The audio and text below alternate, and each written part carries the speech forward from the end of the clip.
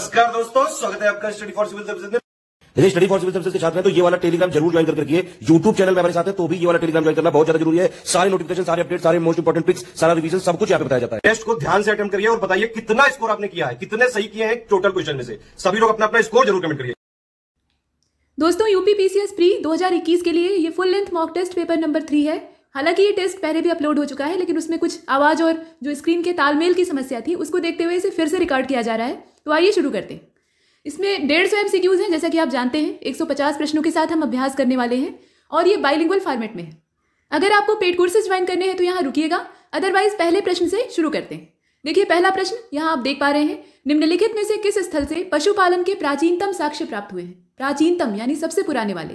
तो यहाँ पर स्थानों के नाम दिए हैं। आदमगढ़ है, भीमबेटका है, चिरांद है और मेहरगढ़ है। आप ये बताइए कि इसमें से कहाँ से वो एविडेंसेस प्राप्त हुए, जहाँ से एनिमल हस्बेंड्री का जो प्रमाण है वो प्राप्त होता है।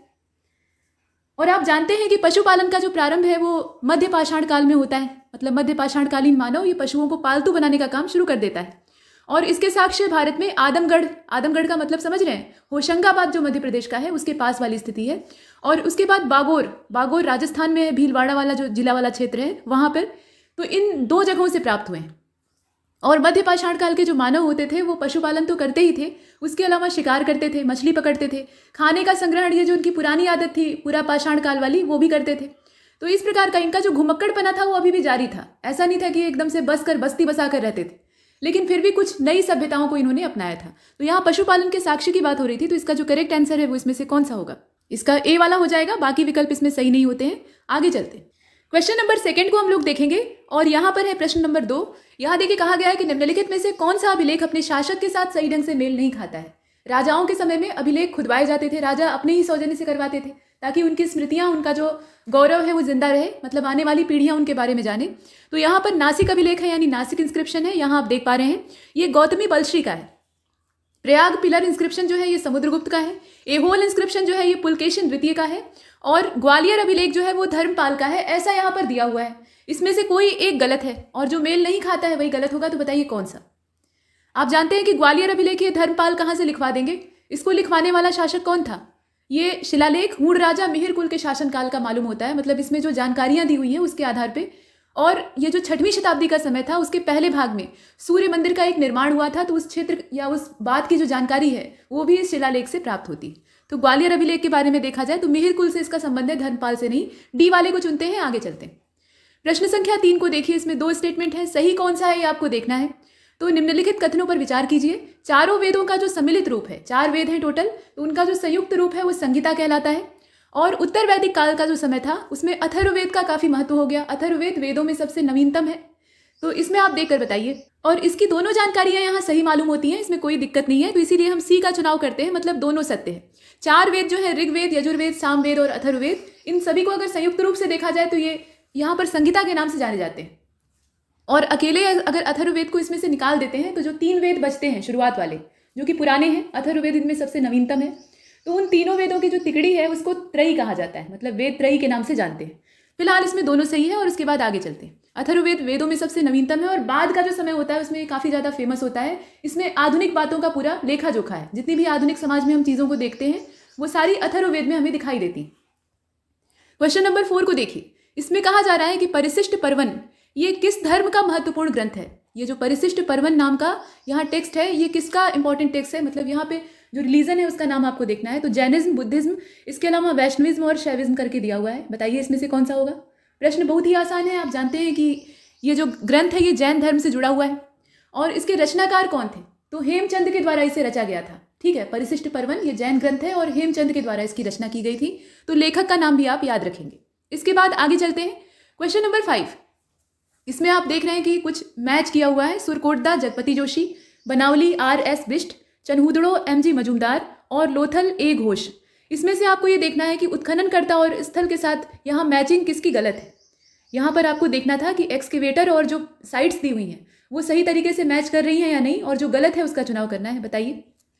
तो क्वेश्चन नंबर 5 का जो करेक्ट आंसर है, यहाँ लोथल वाले को जरा ध्यान से देखिएगा, एकदम नीचे वाला। A घोष के द्वारा इसका उत्खनन नहीं होता है, ये रंगनाथ राव के द्वारा खोदा जाता है। 1954 का टाइम है, 1954 का। और गुजरात के अहमदाबाद जिले में इसकी लोकेशन है। लोथल ये भोगवा नदी के तट पे है। तो ये सारी चीजें आपको पता होनी चाहिए। फिलहाल यही गलत है। रंगनाथ राव यहाँ पर होना चाहिए था। इसके बाद आगे चलते हैं। क्वेश्चन नंबर 6 को देखिएगा। यहाँ 2 स्टेटमेंट हैं और इस पर विचार करके आपको बताना है कि सही क्या है। तो अथर्ववेद में, जो कि वेदों में सबसे नवीनतम है, यहाँ परीक्षित को मृत्यु लोक का देवता बताया गया है। और दूसरा स्टेटमेंट ये कहता है कि ऐतरेय ब्राह्मण में राजा की दैवीय उत्पत्ति के संबंध में काफी अच्छा खासा ब्यौरा प्राप्त होता है। मतलब राजा जो है वो देवताओं की उपज है, वो कोई सामान्य या साधारण आदमी नहीं है, ऐसा कहा गया है।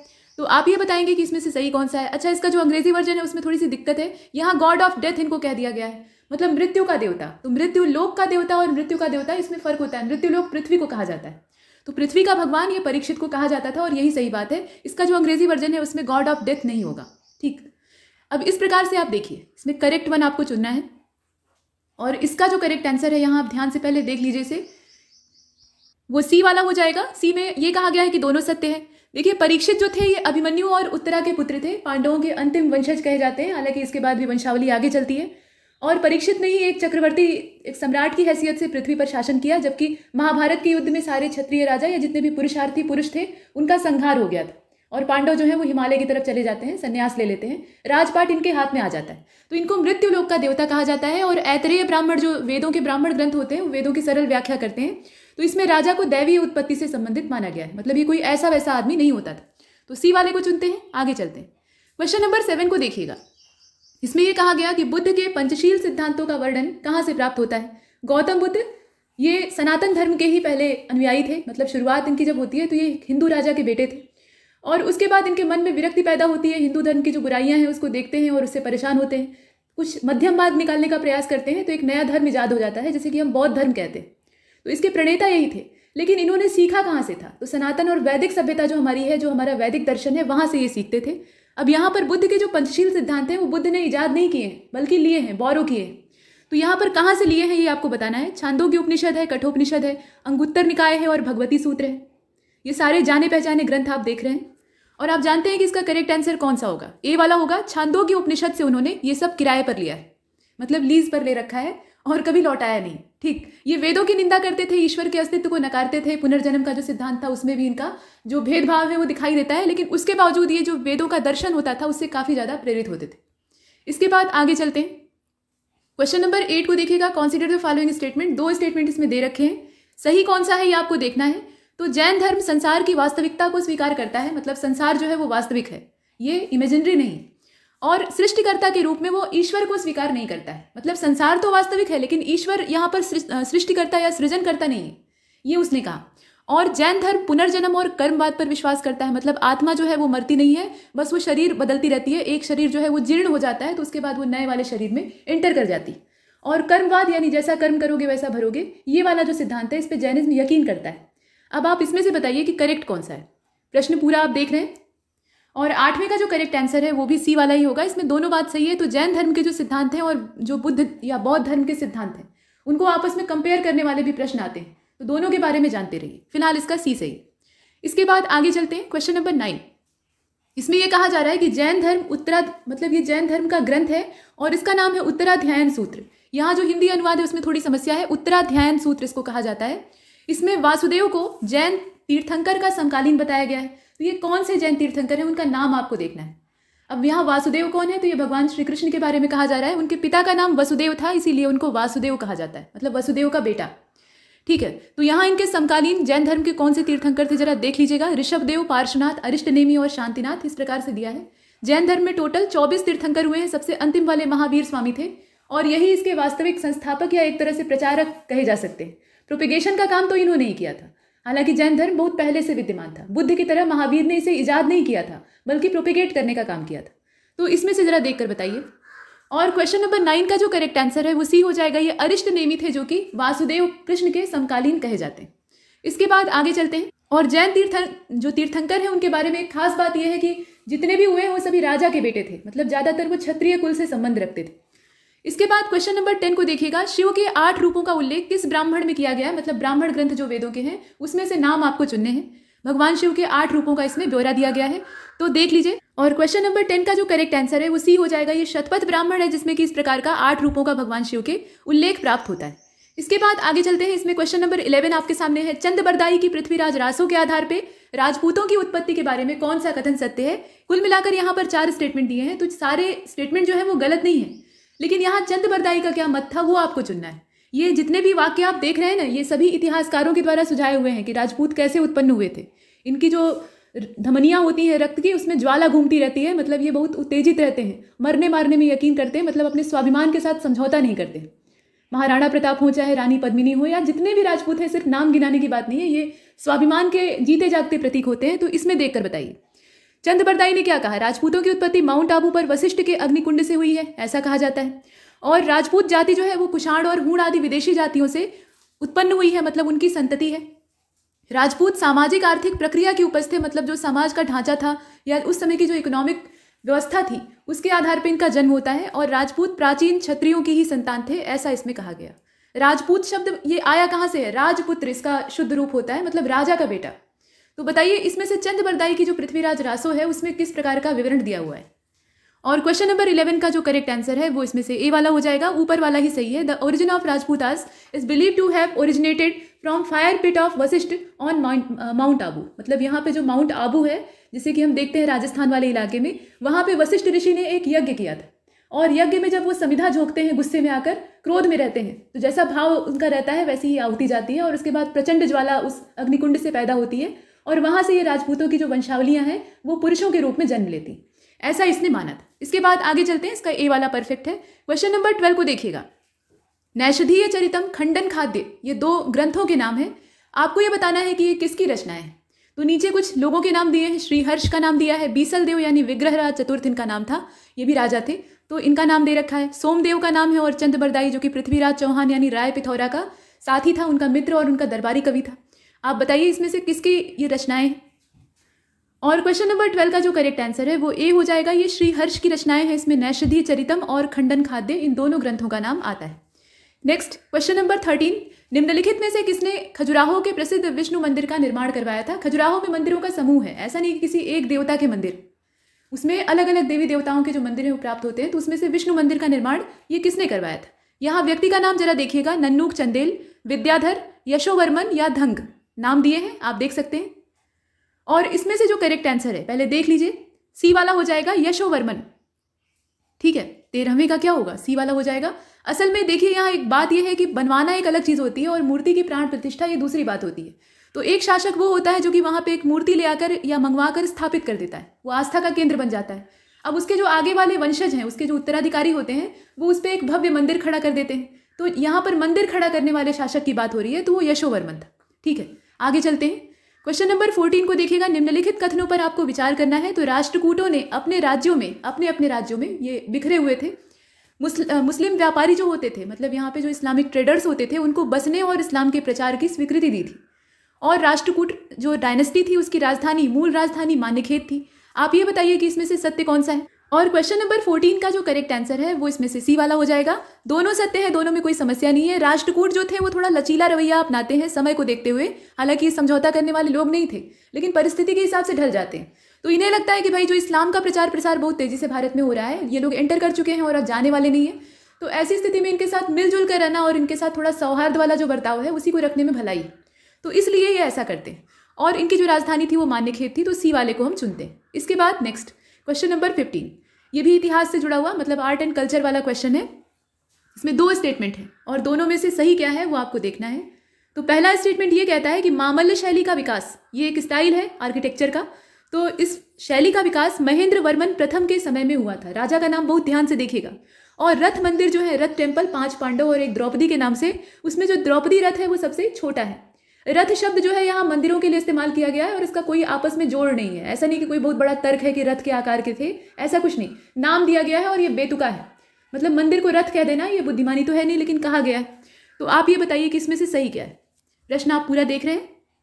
और इसका जो पहला स्टेटमेंट है वो झूठ बोल रहा है, इसमें कोई भी सच्चाई नहीं है, यहाँ व्यक्ति का नाम ही गलत दिया है। दूसरा एकदम सही है, यहाँ हमें सही चाहिए था, तो हम बी वाले का चुनाव कर लेते हैं। देखिए मामल्य शैली जो है ये 640 ईस्वी से पनपती है और इसका जो पूरा विकास है या स्वर्णिम युग आप कह सकते हैं वो 674 तक चलता है। ऐसा नहीं कि उसके बाद ये विलुप्त हो जाती है, लेकिन ये इसका चरम शिखर है। और इसका विकास करने वाले जो राजा थे उनका नरसिंह वर्मन नाम था। ठीक है, नरसिंह वर्मन प्रथम, जिन्हें कि महामल्ल कहा जाता था, मतलब मल्लों के ये महामल्ल अर्थात महाराज थे। तो उनके शासनकाल में ये होता है और यहाँ नाम किसका दिया है, महेंद्र वर्मन का दिया है, तो इसलिए गलत है। और इसके अंतर्गत ये जो मामल्य शैली होती थी इसमें स्मारक बनते थे। एक तो मंडप होता था, मूल जो मंदिर कहा जाता है, उसके चारों ओर का प्रांगण, और एक एकाश्म मंदिर का जो पूरा ढांचा है वो तैयार किया जाता था। और यही जो एकाश्म मंदिर होते थे इनको रथ कहा जाता था। ठीक है, अब एकाश्म का मतलब क्या होता है? अश्म मतलब होता है पत्थर, और एक मतलब एक, यानी वन, सिंगल। तो एक ही पत्थर को तराश कर ये बनाए जाते थे, ये इनकी विशेषता होती थी। फिलहाल इसका केवल दूसरा सही है, पहला गलत। क्वेश्चन नंबर 16 को देखिएगा, निम्नलिखित में से कौन सा जोड़ा सही ढंग से मेल नहीं खाता है? अब यहाँ पर हम मध्यकाल में प्रवेश कर चुके हैं। शहनाई मंडी जो था ये बाजार मूल्य का नियंत्रण करता था, यानी कंट्रोल मार्केट प्राइस। और मुफ्ती का काम था, यहाँ देख लीजिए, धर्म की व्याख्या करना, मतलब ये रिलीजन को एक्सप्लेन करता था लोगों के सामने और उसे मानने के लिए प्रभावित करता था। दीवाने रियासत का काम क्या होता था? तो ये बाजार पर कंट्रोल करता था, take control of the market. और मजूमदार जो होते थे वो लोगों के आचरण पर नियंत्रण रखते थे।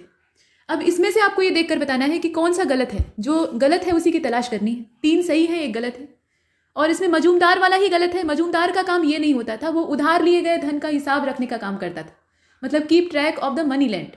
जो धन उधार ले रखा है लोगों ने या व्यक्तियों ने, उसका ये वसूली करने का काम, लेखा जोखा रखने का काम, मतलब राजस्व संबंधी काम करते थे। आगे चलते हैं, क्वेश्चन नंबर 17 को हम लोग देखेंगे। यहाँ पर कहा जा रहा है कि प्रमुख सरदार अफजल खां और मुरारी पंडित, ये 2 व्यक्तियों के नाम हैं, सरदार लोग हैं। ये किस दक्कन राज्य से जुड़े हुए हैं? तो यहाँ साम्राज्य का नाम दिया है, बहमनी साम्राज्य है, अहमदनगर है, गोलकुंडा है और बीजापुर है। बताइए इसमें से कौन सा विकल्प सही होगा? और इसे अगर देखा जाए तो इसका जो करेक्ट आंसर है वो डी वाला हो जाएगा। ये बीजापुर से संबंधित थे। इनका संबंध किससे था? बीजापुर से था। दक्कन वाला जो क्षेत्र था, जैसे ही जो सल्तनत काल की डायनेस्टीज हैं वो कमजोर पड़ने लगती हैं, तो वहां पर नए नए स्वतंत्र साम्राज्यों का उदय होने लगता है। जैसे कि आप देखते हैं विजयनगर साम्राज्य, इसके अलावा बहमनी साम्राज्य, और बहमनी साम्राज्य के टुकड़े होते हैं तो वो पूरा बिखर जाता है कई सारे राज्य तंत्रों में। तो यहाँ पर बीजापुर की बात की जा रही है, जिससे कि इन 2 व्यक्तियों का समूह या संबंध है। इसके बाद आगे चलते हैं, क्वेश्चन नंबर 18 को देखिएगा। विजयनगर साम्राज्य में किस लिपि का इस्तेमाल होता था? मतलब उनकी स्क्रिप्ट क्या थी? तेलुगु वहाँ की राजभाषा थी, लेकिन लिपि क्या थी? भाषा और लिपि में फर्क होता है। लिपि जो है वो लिखने के लिए, जो हम लोग लिखने के लिए अक्षरों का इस्तेमाल करते हैं, उसको कहा जाता है। तो देवनागरी, खरोष्ठी, ब्राह्मी और नंदनगढ़ी यहाँ पर नाम दिया है। देवनागरी जो है वो हिंदी भाषा की लिपि है, आप जानते हैं। खरोष्ठी और ब्राह्मी अशोक के शिलालेखों में आप देखते हैं, ये भी लिपियां ही हैं, लिखने का तरीका है। फिलहाल यहाँ पे नंदनगढ़ी हो जाएगा, जो कि यहाँ पर लिपि के तौर पे या राजकीय लिपि के तौर पे विजयनगर साम्राज्य में इस्तेमाल होती थी। क्वेश्चन नंबर 19 को देखते हैं। यहाँ पूछा जा रहा है कि निम्नलिखित में से स्थापत्य कला का कौन सा जोड़ा सही नहीं है? तो अलाई दरवाजा ये अलाउद्दीन खिलजी के सौजन्य से बनवाया गया था। फिरोज शाह का मकबरा ये फिरोज शाह तुगलक ने खुद ही बनवा रखा था। खाने जहां तेलंगानी का जो मकबरा है ये जूना शाह खाने जहां के द्वारा बनवाया गया था। और अतरकीन का दरवाजा ये बलबन के द्वारा बनवाया गया था, ऐसा इसमें दिया हुआ है। तो जिन शासकों ने जो बनवाया था उसके हिसाब से इसे देखिएगा और बताइए कि इसमें से गलत क्या है।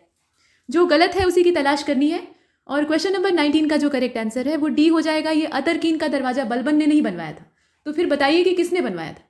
इसको बनवाने वाला शासक इल्तुतमिश था। बलबन से काफ़ी पहले ही इसका निर्माण करवाया जाता है और ये नागौर में स्थित है। और ये जो दरवाजा है ये किस उपलक्ष्य में बनवाया जाता है? तो ख्वाजा हमीदुद्दीन नागौरी की याद में इसको बनवाया जाता है। मतलब किसी स्मारक के तौर पे जब किसी चीज़ को, स्थापत्य को बनवाया जाता है तो किसी व्यक्ति की याद में होता है। जैसे ताजमहल को शाहजहां ने बनवा रखा था अपनी बीवी की याद में, वैसे ही। तो आगे चलते हैं। कुतुब मीनार जैसे आप देखते हैं तो कुतुबुद्दीन ऐबक ने उसको बनवाना शुरू करवाया था, हालांकि पूरा करवाने का काम बाद वाले शासकों का है। तो कुतुबुद्दीन के नाम से उसका नाम कुतुब मीनार नहीं है, बल्कि कुतुबुद्दीन ने कुतुबुद्दीन बख्तियार काकी नाम के जो सूफी संत थे उनकी याद में उसको बनवाया था। तो यहाँ तक हमने देखा। फिलहाल इसका डी वाला हो जाएगा। क्वेश्चन नंबर 20 को देखते हैं।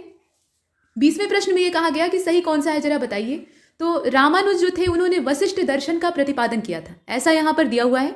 और निम्बार्क जो थे उन्होंने द्वैताद्वैत दर्शन को माना था, मतलब उसमें वो विश्वास करते थे और ईश्वर के प्रति समर्पण पर बल देते थे कि मतलब ईश्वर जो है उनके चरणों में अपना सब कुछ अर्पित कर दो तो वो तुम्हारा ठेका ले लेंगे, ऐसा।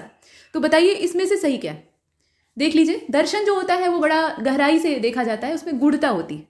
और क्वेश्चन नंबर 20 का जो करेक्ट आंसर है इसमें पहले देख लीजिएगा अच्छे से, एक बार अपने से भी अटेम्प्ट करने की कोशिश करनी चाहिए, ठीक है।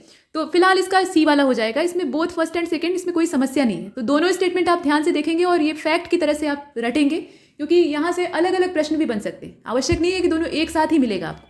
सी वाले को हमने चुना है। आगे चलते क्वेश्चन नंबर 21 को देखिएगा। Consider the following statement. अब यहाँ पर हम लोग मॉडर्न एज की तरफ रुख कर रहे हैं। तो वांडीवाश का जो निर्णायक युद्ध था उसमें अंग्रेजों ने फ्रांसीसियों को हरा दिया था और भारतीय व्यापार से बेदखल कर दिया था। और वेदरा का जो निर्णायक युद्ध था उसमें क्या होता है, तो अंग्रेजों ने डचों को पराजित करके भारतीय व्यापार से भगा दिया। अब आप बताइए कि इसमें से सही क्या है। देखने में सब अच्छे लग रहे हैं, तो फिर इसमें से कौन सा लॉक किया जाए। यहाँ पर केबीसी का जो राउंड है वो चल रहा है।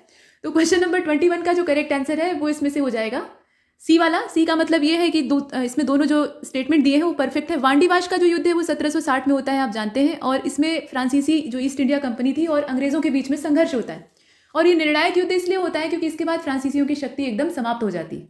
और वेदरा वाला जो युद्ध है ये प्लासी के ठीक बाद 1759 में होता है। इसमें डचों के साथ अंग्रेजों का संघर्ष होता है और सोरे के गोदाम जो थे उस पर अंग्रेज अपना धावा बोल देते हैं। और ये जो सोरे का गोदाम होता था इसमें डचों का काफ़ी बेनिफिट होता था, ये इनके बड़े बड़े गोदाम थे, तो इससे बारूद बनाने का काम करते थे। तो फिलहाल दोनों के बीच में टकराव होता है और डच पराजित हो जाते हैं। और वांडीवाश और वेदरा के बाद फिर होता है बक्सर। तो बक्सर में जो तीनों सेनाएं संयुक्त होकर अंग्रेजों का सामना करती हैं और यहाँ अंग्रेज अपना पूरा काम कर लेते हैं। मतलब बंगाल उनके कब्जे में आया ही था और अभी पूरा भारत का एक बड़ा भूभाग ये कब्जे में ले लेते हैं। उसके बाद इलाहाबाद की संधि हो जाती है और ब्रिटिश ईस्ट इंडिया कंपनी यहाँ पर स्टैब्लिश हो जाती है। तो इतना हमने देखा, इसका दोनों सही। क्वेश्चन नंबर 22 को देखिएगा। बंगाल का अंतिम नवाब कौन था? नवाबशाही बंगाल में बहुत पहले से थी। ये बड़े मनबड़ लोग थे, मतलब आसानी से किसी के अंकुश में नहीं आते थे। जो मुगल बादशाह दिल्ली में शासन करते थे वो भी इनके ऊपर पूरा हुक्म नहीं चला पाते थे। तो अंतिम नवाब कौन था ये आपको देखना है। नजीमुद्दौला, इसके बाद मुबारकुद्दौला, शुजाउद्दौला और अलीवर्दी खां। नाम की नवाबशाही बाद तक रहती है, मतलब 1757 में जो प्लासी होता है उसके बाद वहाँ सिराजुद्दौला मारा जाता है, जो कि वास्तविक तौर पे अंतिम नवाब कहा जा सकता है, मतलब वास्तविक तौर पे। और उसके बाद जितने बनते हैं वो कठपुतली होते हैं, एक मीर कासिम को छोड़कर। बाकी सब अंग्रेजों के हाथ में उनकी डोर रहती है, वो नाचते हैं। बताइए इसमें से कौन सा होगा। तो क्वेश्चन नंबर 22 का जो करेक्ट आंसर है वो भी हो जाएगा, ये मुबारकुद्दौला था। इसका नाम आप देख सकते हैं। इसके बाद आगे चलते हैं। क्वेश्चन नंबर 23 को देखिएगा। इसमें यह पूछा जा रहा है कि which of the following statement about the ryotwari system is incorrect. Ryotwari प्रथा जो है उसके बारे में गलत कथन का आपको चुनाव करना है। तो भू राजस्व की बहुत सारी प्रणालियां ये प्राचीन और जो आधुनिक भारत था उस समय भी प्रचलित थी। इसमें महालवाड़ी का नाम आप देखते हैं। इसके अलावा स्थायी बंदोबस्त है, जमींदारी वाला जो सिस्टम होता था, और रैयतवाड़ी है, इस प्रकार की व्यवस्था है। तो इसका जन्मदाता किसको माना जाता है? यहाँ लिखा हुआ है थॉमस मुनरो और कैप्टन रीड, इन दोनों ने इसे ईजाद किया था। और 1792 में क्या होता है, तो रैयतवाड़ी व्यवस्था को सबसे पहले तमिलनाडु का जो बारामहल जिला है वहां पे लागू किया जाता है। और इस व्यवस्था में होता क्या था, तो जो कुल ब्रिटिश भारत था, मतलब ब्रिटिशों के अधीन भारत था, उसके भू क्षेत्र का 51% हिस्सा ये जो व्यवस्था थी ये कवर करती थी। और इसमें रैयतवाड़ी व्यवस्था में कृषक ही भूमि का स्वामी होता था, जिसे कि अपनी भूमि की उपज का लगभग 20% हिस्सा जो होता था वो कंपनी को देना पड़ता था। और रैयतवाड़ी का मतलब यह है कि सरकार के साथ किसानों का सीधा सीधा, मतलब जो पीजेंट्स होते थे उनका सीधा कनेक्शन होता था, बीच में कोई बिचौलिया नहीं होता था। तो एक फायदा तो यह है कि बिचौलियों के जुल्म से ये किसान बच जाते थे। लेकिन दूसरा नुकसान यहाँ पर सबसे बड़ा ये होता था कि ब्रिटिशों की नीति बड़ी ही अव्यवहारिक होती थी। ये मनमाने तरीके से लगान वसूलते थे, तो बीच में इन्हें बचाने वाला कोई नहीं बचता था। आमने सामने यहाँ कड़ाई से लगान वसूली जाती थी। तो लगान देने के अलावा या फिर डूब मरने के अलावा इनके पास कोई विकल्प नहीं होता था। तो फिलहाल इसमें से देखिएगा। और क्वेश्चन नंबर 23 का जो करेक्ट आंसर है इसमें से डी वाला हो जाएगा। यहाँ पर चूंकि हमें गलत चुनना था तो ये एकमात्र है जो कि यहाँ पर गलत है। मतलब इसमें कुल उपज का कोई प्रतिशत जो निर्धारित किया गया है ये आंकड़ा सही नहीं। एक तो पहली चीज ये है कि हर इलाके में प्रतिशत फिक्स नहीं होता था। यहाँ ऐसा नहीं कि एकदम स्टेबल रहे कि इतना ही % लेंगे, वो कंपनी की मन मर्जी पर भी होता था। तो ऐसा कह देना कि सिर्फ 20% ही लिया जाएगा ये परफेक्ट नहीं है, और इसीलिए हमने डी को चुना है। बाकी सभी सही है। तो इसके जो ईजाद करता है उनका नाम देखिएगा और सबसे पहले कहाँ पर लागू किया गया वो भी देख लीजिएगा। इसके बाद आगे चलते हैं। क्वेश्चन नंबर 24 को देखिए। निम्नलिखित में से किसने 1857 का जो म्यूटनी था, रिवॉल्ट था, उसको राष्ट्रीय विद्रोह कहा? 1857 की क्रांति ये अपने आप में बहुत बड़ी घटना थी। पहली बार संयुक्त होकर लोगों ने प्रयास किया था आज़ादी के लिए। मतलब लोगों के मन में एक स्वाधीनता की भावना जागृत हुई थी और काफ़ी बड़े पैमाने पर प्रयास किया गया था। तो इसके बारे में लोगों के अपने अपने विचार हैं, विभिन्न इतिहासकार कहते हैं। तो बीडी सावरकर का यहाँ कथन था ये, या आरसी मजूमदार का कथन था, या डिज़रायली ने ऐसा कहा था, या विलियम हंटर का कथन था? इसमें से आप देख कर बताइए। यहाँ बीडी सावरकर यानी विनायक दामोदर सावरकर की बात करें तो ये एक नंबर के कट्टर देशभक्त थे और इन्होंने कहा कि ये आज़ादी की पहली लड़ाई है, मतलब प्रथम ये स्वाधीनता संग्राम है, ऐसा इन्होंने कहा। और आरसी मजूमदार यानी रमेश चंद्र मजूमदार जो थे ये बहुत ही बेकार आदमी थे इस मामले में, मतलब पता नहीं क्या इनके साथ समस्या थी। ये कहते थे कि ये जो 1857 का रिवॉल्ट है ये किसी काम का नहीं था, ना तो ये सैनिक विद्रोह था, ना ही कोई संयुक्त बगावत थी, ये सिर्फ ऐसे ही बस हल्ला गुल्ला करके शांत हो गया। और उसके बाद डिज़रायली और हंटर को आप देख रहे हैं, तो बताइए इसमें से कौन सा होगा? और इसका हो जाएगा सी वाला, डिज़रायली का एक कथन था कि ये राष्ट्रीय विद्रोह है। ठीक है, 1857 का जो रिवॉल्ट है वो असल में राष्ट्रीय विद्रोह है, राष्ट्र स्तर पर फैला हुआ है। इसके बाद क्वेश्चन नंबर 25 को देखेंगे। विच of the following statement is true about Ramoshi rebellion? मतलब रामोसी विद्रोह जो है उसके बारे में यहाँ पर कुछ स्टेटमेंट दे रखे हैं, कौन सा सत्य है ये आपको देखना है। तो इसमें देखिएगा, विद्रोह जो है वो 1844 में होता है। उसके बाद इसके जो प्रमुख नेता थे वो फोंड सावंत थे, यहाँ नेता का नाम देखिएगा। और ब्रिटिश सरकार ने इस विद्रोह को समाप्त करने के लिए रामोसियों को भूमि अनुदान में दी और पहाड़ी पुलिस में उनको नौकरी देने का भी काम किया ताकि वो ठंडे रहें। और मूलतः ये जो विद्रोह है इसका क्षेत्र था त्रावणकोर, केरल। अब इसमें से आपको जो गलत है वो छोड़ देना है और जो सही है उसकी तलाश करनी है। मतलब इसका तात्पर्य ये हुआ कि 3 इसमें गलत है, 1 सही है, और वो कौन सा है। तो इसे अगर आप देखें तो इसका जो करेक्ट आंसर है 25 का, वो सी वाला हो जाएगा। यही एकमात्र इसमें सही है। रामोसी रिबेलियन के बारे में इसमें दिया हुआ है ना कि ब्रिटिश गवर्नमेंट जो है वो इन्हें लैंड ग्रांट पे देती है और उसके बाद इन्हें जॉब देती है जो हिल पुलिस होती है उसमें, यही वाला एकमात्र सही है। आप जानते हैं कि जो रामोसी रिबेलियन है ये फड़के के द्वारा स्टार्ट किया गया था, वासुदेव बलवंत फड़के, और 1877 से लेकर 1887 ये इसका टाइम पीरियड रहता है। और महाराष्ट्र रीजन इसका रहता है, यहाँ पर क्या दिया है, केरल दिया हुआ है, तो इसलिए ये गलत है। और कारण क्या रहता है, इतनी बड़ी बगावत जो है वो पैदा क्यों होती है, तो against the British failure to take up anti famine measures. उस समय अकाल पड़ा हुआ था और अकाल के खिलाफ या अकाल के राहत कार्य के तौर पे यहाँ ब्रिटिश सरकार ने कोई एक्शन नहीं लिया, उल्टे वो लगान वसूलने में जुटी रही, तो इससे बगावत होना स्वाभाविक है और वही ये था। तो इसे हमने देखा और इसका जो सी वाला है वो सही है। क्वेश्चन नंबर 26 को देखिएगा, शिक्षा का अधोमुखी निस्यंदन सिद्धांत मतलब downward infiltration theory of education, ये किसके द्वारा दिया गया है, उस व्यक्ति का नाम जरा चुनिएगा। तो यहाँ मैकाले का नाम है, ऑकलैंड का नाम है, वॉरेन हेस्टिंग्स या लॉर्ड रिपन, बताइए इसमें से कौन सा। और 26 जो आप देख रहे हैं इसका करेक्ट आंसर इसमें से हो जाएगा। पहले देख लीजिए एक बार, जो ए वाला है वही सही है, मैकाले के द्वारा इसको दिया गया था। और अंग्रेजों ने शिक्षा व्यवस्था में आमूलचूल परिवर्तन किए, अंग्रेजी शिक्षा को भरसक फैलाने का प्रयास किया ताकि अंग्रेजी परस्त जो मानसिकता वाले लोग हैं वो पैदाइशी ही जन्म ले, मतलब पैदा होते ही बच्चे के दिमाग में गुलामी भर दी जाए। इसके बाद आगे चलते हैं। क्वेश्चन नंबर 27, निम्नलिखित समाचार पत्रों में कौन अपने संपादक के साथ मेल नहीं खाता है। तो अमृत बाजार पत्रिका, उसके सामने लिखा है संपादक का नाम मोतीलाल घोष, 2 जने ने मिलकर पब्लिश किया था। और सोम प्रकाश, ईश्वर चंद्र विद्यासागर, यहाँ आप देख रहे हैं, और बंगवासी जोगिंद्रनाथ टैगोर, माफ कीजिएगा जोगिंद्रनाथ बोस, और द हिंदू सुरेंद्र बनर्जी। ये वही द हिंदू है जिसे कि सिविल सर्विसेज के जो एस्पिरेंट होते हैं वो एकदम गीता और बाइबल की तरह पूजा करते हैं। तो बताइए इसमें से कौन सा सही है, मतलब प्रश्न के हिसाब से जो मेल ना खा रहा हो वही हमारा सही उत्तर होगा। तो इसमें से कौन सा है। 27 को अगर देखा जाए तो इसका जो करेक्ट आंसर है वो लास्ट वाला है, द हिंदू। ये अगर इसमें देखें आप तो सुरेंद्र बनर्जी के द्वारा पब्लिश नहीं किया गया था, ये GS अय्यर, इसके अलावा C राघवाचारी और सुब्बाराव पंडित, ये 3 इसके फाउंडिंग मेंबर थे जिन्होंने इसकी स्थापना की थी और इसका संपादन किया था। और इसकी जो डेट है प्रकाशन की वो 1878 है, मद्रास से इसका प्रकाशन होता है और ये साप्ताहिक था, अंग्रेजी भाषा का साप्ताहिक समाचार पत्र था। अभी तो डेली बेसिस पे पब्लिश होता है, मतलब 1 हफ्ते में 1 बार आता था, तो डी वाला हो जाएगा। इसके बाद आगे चलते हैं। Question number 28, consider the following statement. Raja Ram Mohan Roy जो है उन्होंने संवाद कौमुदी नाम का समाचार पत्र निकाला था और उसका एडिशन किया था, मतलब संपादन किया था। और राजा राम मोहन राय ने ही मीरातुल अखबार नाम का जो फारसी भाषा का पत्र है उसका भी प्रकाशन किया था। यहाँ अकबर लिखा है, असल में ये अखबार था। तो आप ये बताइए कि इसमें से सत्य क्या है। प्रश्न आप देख रहे हैं और आप जानते हैं कि संवाद कौमुदी ये बंगाली भाषा का साप्ताहिक पत्र हुआ करता था, 1 हफ्ते में 1 बार पब्लिश होता था और इसकी लैंग्वेज बंगाली थी। 1821 की डेट में इसका प्रकाशन होता है। इसके जो प्रकाशक और संपादक थे वो राजा राम मोहन राय थे। और मीरातुल अखबार ये फारसी भाषा का पहला जनरल कहा जाता है और इसका आप देखें तो 1822 में पब्लिकेशन होता है कलकत्ता क्षेत्र से, और राजा राम मोहन राय ने इसको भी किया था। तो इसका जो करेक्ट आंसर है वो इसमें से कौन सा होगा, सी वाला हो जाएगा। इसके बाद आगे चलते हैं। क्वेश्चन नंबर 29 को देखिएगा, हिंदू कॉलेज की स्थापना किसने की थी।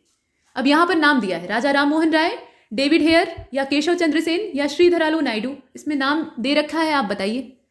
इसके विकल्प देख लीजिए और इसका जो करेक्ट आंसर है वो ए वाला हो जाएगा। ये राजा राम मोहन राय के द्वारा एस्टैब्लिश किया गया था, समाज सुधारक के तौर पे, मतलब पुनर्जागरण के पिता के तौर पे इन्हें कहा जाता है। नवजागरण काल में सबसे मुख्य अग्रदूत के तौर पे ये सामने आए थे। ठीक है, तो इसमें आप देख रहे हैं। इसके बाद आगे चलते हैं। बम मैनुअल के संपादक कौन थे, उन व्यक्ति का नाम आपको चुनना है। तो PM बापट है, वारिंद्र कुमार घोष है, अरविंद घोष है और विनायक दामोदर सावरकर है। इसमें से किसका नाम होगा।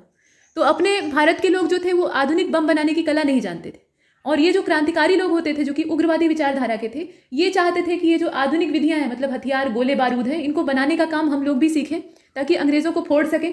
तो अंग्रेजों को फोड़ने की ही मंशा लेकर ये जाते हैं पेरिस और वहां से बम बनाने की कला सीख कर आते हैं और उसको एक मैनुअल बना के उसमें पूरा उसका जो ब्यौरा है कैसे बनाना है विधिवत, उसको दर्ज करते हैं ताकि लोग इसके बारे में जानें। तो ये थे कौन, इसमें से नाम देखिएगा। और क्वेश्चन नंबर 30 का जो करेक्ट आंसर है वो PM बापट हो जाएगा। ये पेरिस जाकर बम बनाने की कला सीखते हैं। आगे चलते हैं। क्वेश्चन नंबर 31 को देखिएगा, छात्रों में साइबर सुरक्षा के बारे में जागरूकता पैदा करने के लिए साइबर पीस फाउंडेशन ने किस सोशल मीडिया प्लेटफॉर्म के साथ साझेदारी की है। उस सोशल मीडिया प्लेटफॉर्म का नाम आपको बताना है। साइबर सुरक्षा के बारे में जागरूकता पैदा करना, ये इसका पर्पज है। तो इसमें व्हाट्सएप दिया है, वीचैट है, इंस्टाग्राम है और ट्विटर है। इसमें से कौन सा होगा। और आप जानते हैं कि ये व्हाट्सएप है, हालांकि ये खुद ही प्राइवेसी के मामले में महानिकम्मा है। इसके जितने भी कस्टमर हैं उनका डाटा लीक हो रहा है, गूगल पे घूम रहा है, लेकिन उसके बावजूद ये यहाँ पर साइबर सुरक्षा के मामले में अपना हाथ घुसाए हुए हैं, तो इन्हें आप चुन सकते हैं। इसके बाद क्वेश्चन नंबर 32 को देखिएगा।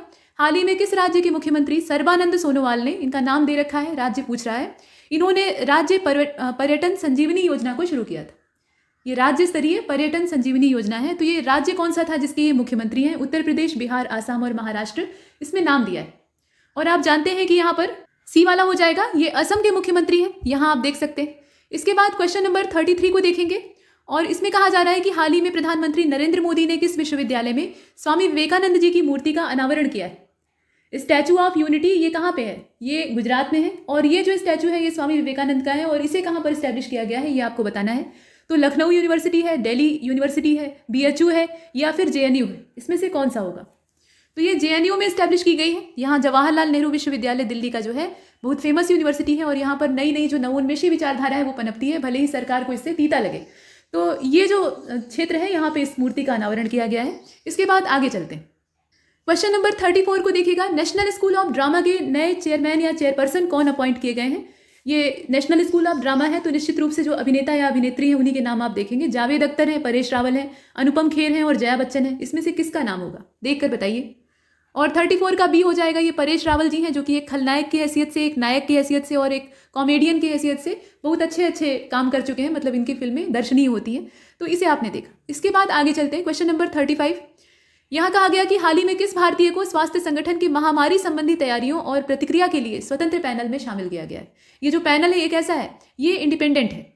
तो इसमें नाम दिया है सिद्धार्थ महाजन का नाम है, हुसन लाल का नाम है, प्रीति सूदन का नाम है और टी अरुण का नाम है। इस प्रकार से दिया हुआ है। और आप जानते हैं कि इसमें प्रीति सूदन हो जाएगा, ये आपने करंट अफेयर के क्वेश्चन में पढ़ रखा होगा, ठीक है, मिसेस प्रीति सूदन। इसके बाद नेक्स्ट क्वेश्चन नंबर 36, 52 एकड़ जमीन पर यहाँ 5000 करोड़ रुपए की लागत से एक लाइफ साइंसेज पार्क का शिलान्यास किया गया। अब ये किस राज्य में खुला है या इसका शिलान्यास हुआ है? शिलान्यास का मतलब ये होता है कि आधारशिला रखी गई, अभी बना नहीं है। तो ये किस राज्य में है बताइए? त्रिपुरा, मणिपुर, कर्नाटक और छत्तीसगढ़, इस प्रकार से दिया है। और 36 का जो करेक्ट आंसर है वो सी हो जाएगा। ये कर्नाटक राज्य है जहां पर इस प्रकार की चीज का शिलान्यास होता है, ठीक है। इसकी जो यहाँ डाटा दिया है उसको ध्यान से देखिएगा।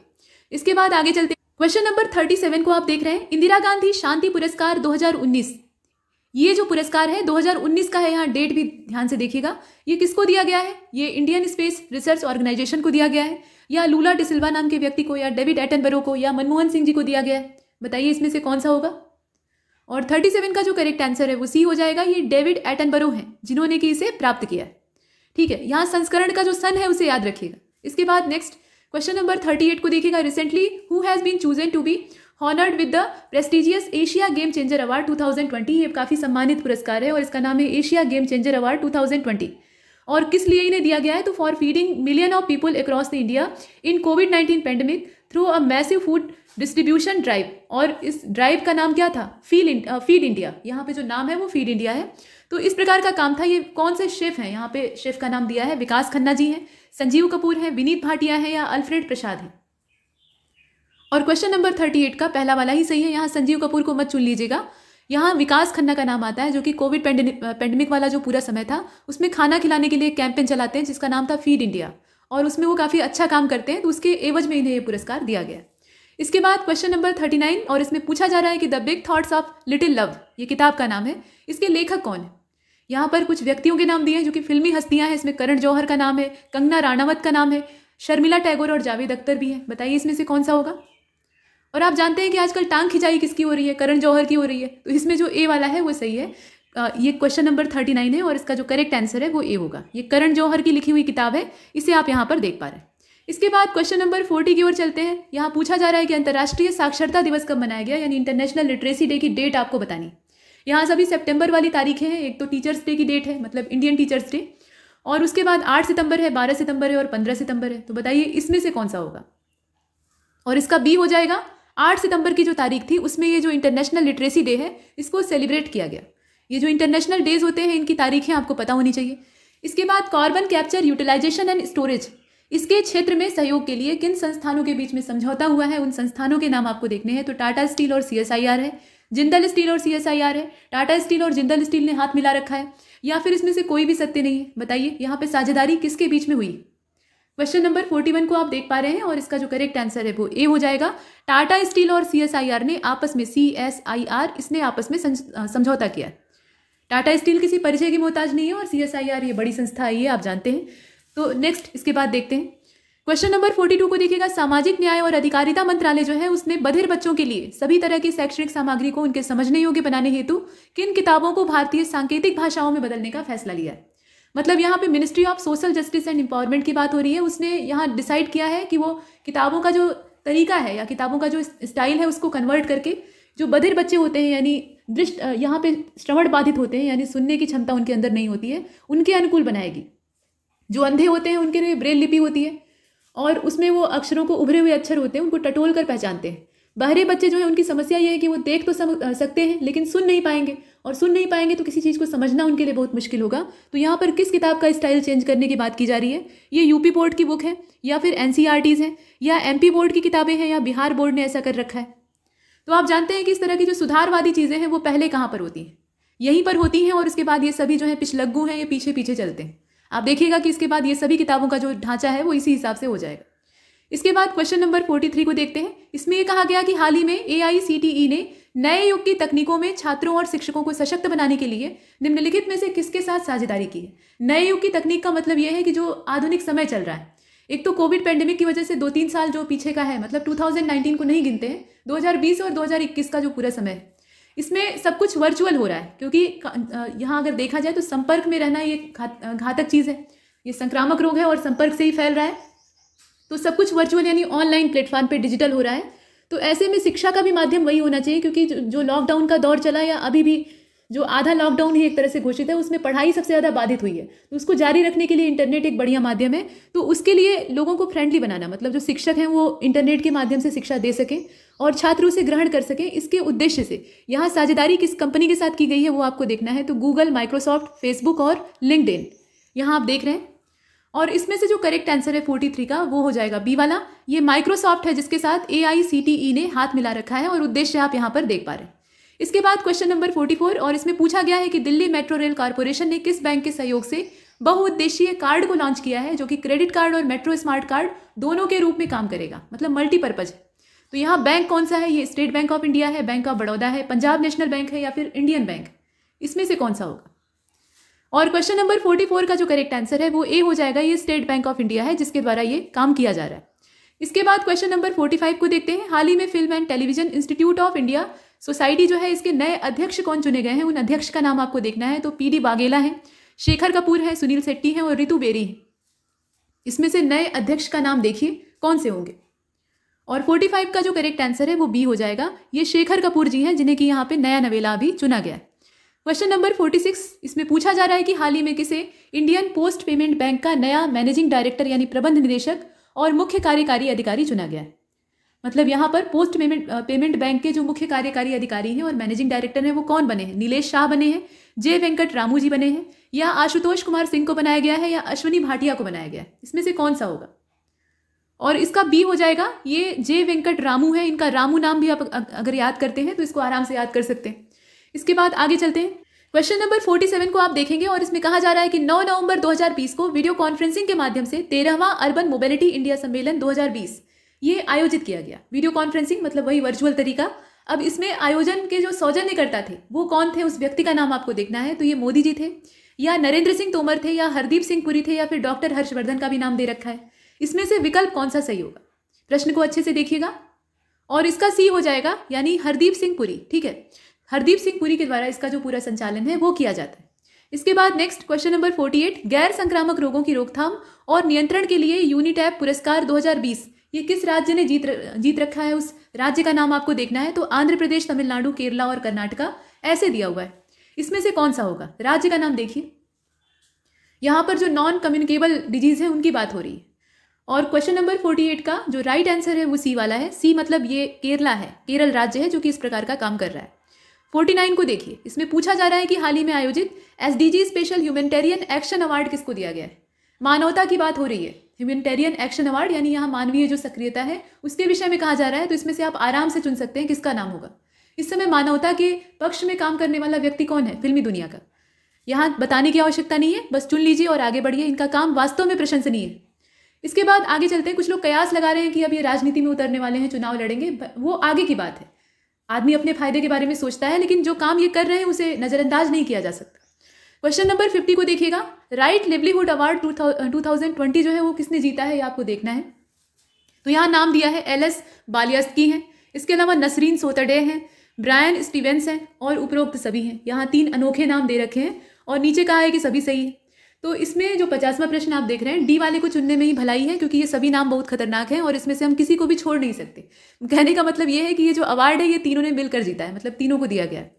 इसके बाद आगे चलते हैं। क्वेश्चन नंबर 51 को देखते हैं। इंडियन ऑयल कारपोरेशन ने डिजिटल सेवाओं के लिए किस कंपनी के साथ समझौता किया है? तो ये टीसीएस है, आईबीएम है, या फिर कैपजेमिनी है, या फिर विप्रो है। इसमें से कंपनी कौन सी है वो आपको देखना है।